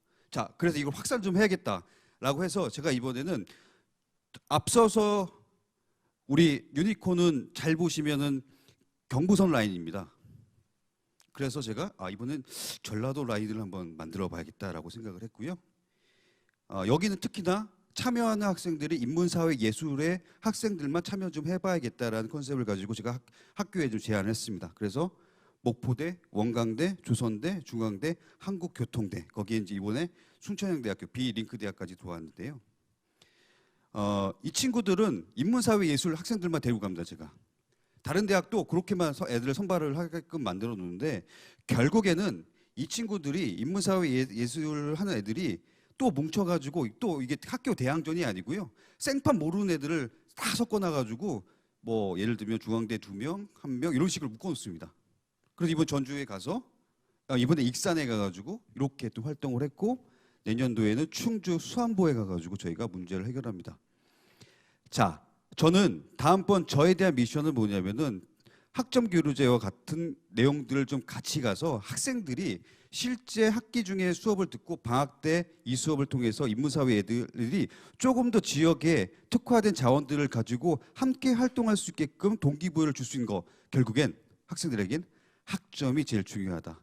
그런데 제일 중요한 거는 각 대학에서 각각 개설하는 것이 아니고 학점 교류를 통해서 한 대학에서 국가목을 만들면 모든 대학들이 같이 들 수 있게끔 하면 좋겠다. 결국에는 이 썸썸 프로젝트라는 이 프로젝트가 지금 목포는 목포에 있는 전라도 있는 대학들끼리 섬섬 프로젝트를 해가지고 운영을 하고 있습니다. 섬 활성화를 위한 프로젝트를 하고 있어요. 저는 자랑이 아니고요. 유니콘이 원장님 계시지만 유니콘도 그렇고요. 이 섬섬 프로젝트에 참여하시는 모든 대학도 마찬가지지만은 저희 소유가 아닙니다. 제 소유가 아니고요. 이 모든 성과물은 모든 대학들이 나눠 가질 수 있다고 저는 생각을 합니다. 그런 공유의 차원에서 인문사회에 또 확산될 수 있는 좋은 기회가 만들어지지 않을까라는 생각이 들고요. 이제 마지막 한 장입니다. 이런 면에 있어서 저희가 또 하나 또 준비하고 이제 곧 런칭을 들어갈 게 우리마을대학 공감대라는 대학을 하나 이번에 만들 겁니다. 이 공감대는 말 그대로 공감을 할 수 있는 대학인데 지역 주민들이 평생 교육을 위해서 너무 어려워하세요. 리터러시 교육이 전혀 안 되신 분들은 어떻게 들어야 될지 모르겠는데 정말 쉽게 만들어서 그러니까 일반인들, 주민들, 기업체에 있는 모든 분들의 모든 컨텐츠들을 저희가 이 우리마을대학 공감대에 놓고 이번에 실질적으로 로컬 이노베이터라는 골목 대장이라는 또 프로그램을 지역 주민들하고 같이 운영을 했습니다. 지역 주민들이 참여하셔가지고 의제 발굴하시고 우리 동네가 잘 살 수 있는 방법들을 알려드리기 위해서 우리 저기 회장님 오셨지만 전주대 한동숙 교수님을 제가 또 이렇게 라이브 특강을 모셔가지고 지역 주민들한테 서비스를 해드리는 거죠. 해드리고 관련된 이제 워크숍들은 저희가 직접 가가지고 티칭 해드리는 그런 프로그램들을 결국에는 지역 주민들과 같이 갈 수 있는 접점이 필요한데 그걸 저는 이제 우리마을대학 공감대라는 형태로 구축을 하고 있습니다. 시간이 거의 다 되셨죠? 네. 한 가지만 말씀드리고 이제 마무리하겠습니다. 오늘 제가 일부러 이제 맨 마지막 강의를 배정을 부탁드렸던 이유가 있습니다. 앞에서 제가 다 듣고 나왔던 얘기들은 하지 말고 새로운 말을 좀 해봐야지 했는데 웬만한 얘기들은 다 해주셔가지고 이 후배는 좀 설 자리가 없습니다. 다만 하나는 인문사회가 공학이랑 이분법적으로 나눠지는 거 절대 아니라는 생각은 좀 들고요. 인문사회가 먼저냐 공학이 먼저가 아니라 사실 융합할 수 있는 그런 접점을 찾아주는 것이 가장 중요한데 그건 바로 우리 교수들의 역할이 아닌가 하는 생각이 들고 대학의 역할이라고 또 생각이 듭니다. 아무쪼록 저희 중앙대학교도 열심히 노력을 해서 인문사회 우리 학생들 그리고 대학 여러 분야에서 좀 성과가 날 수 있도록 노력을 하도록 하겠습니다. 고맙습니다.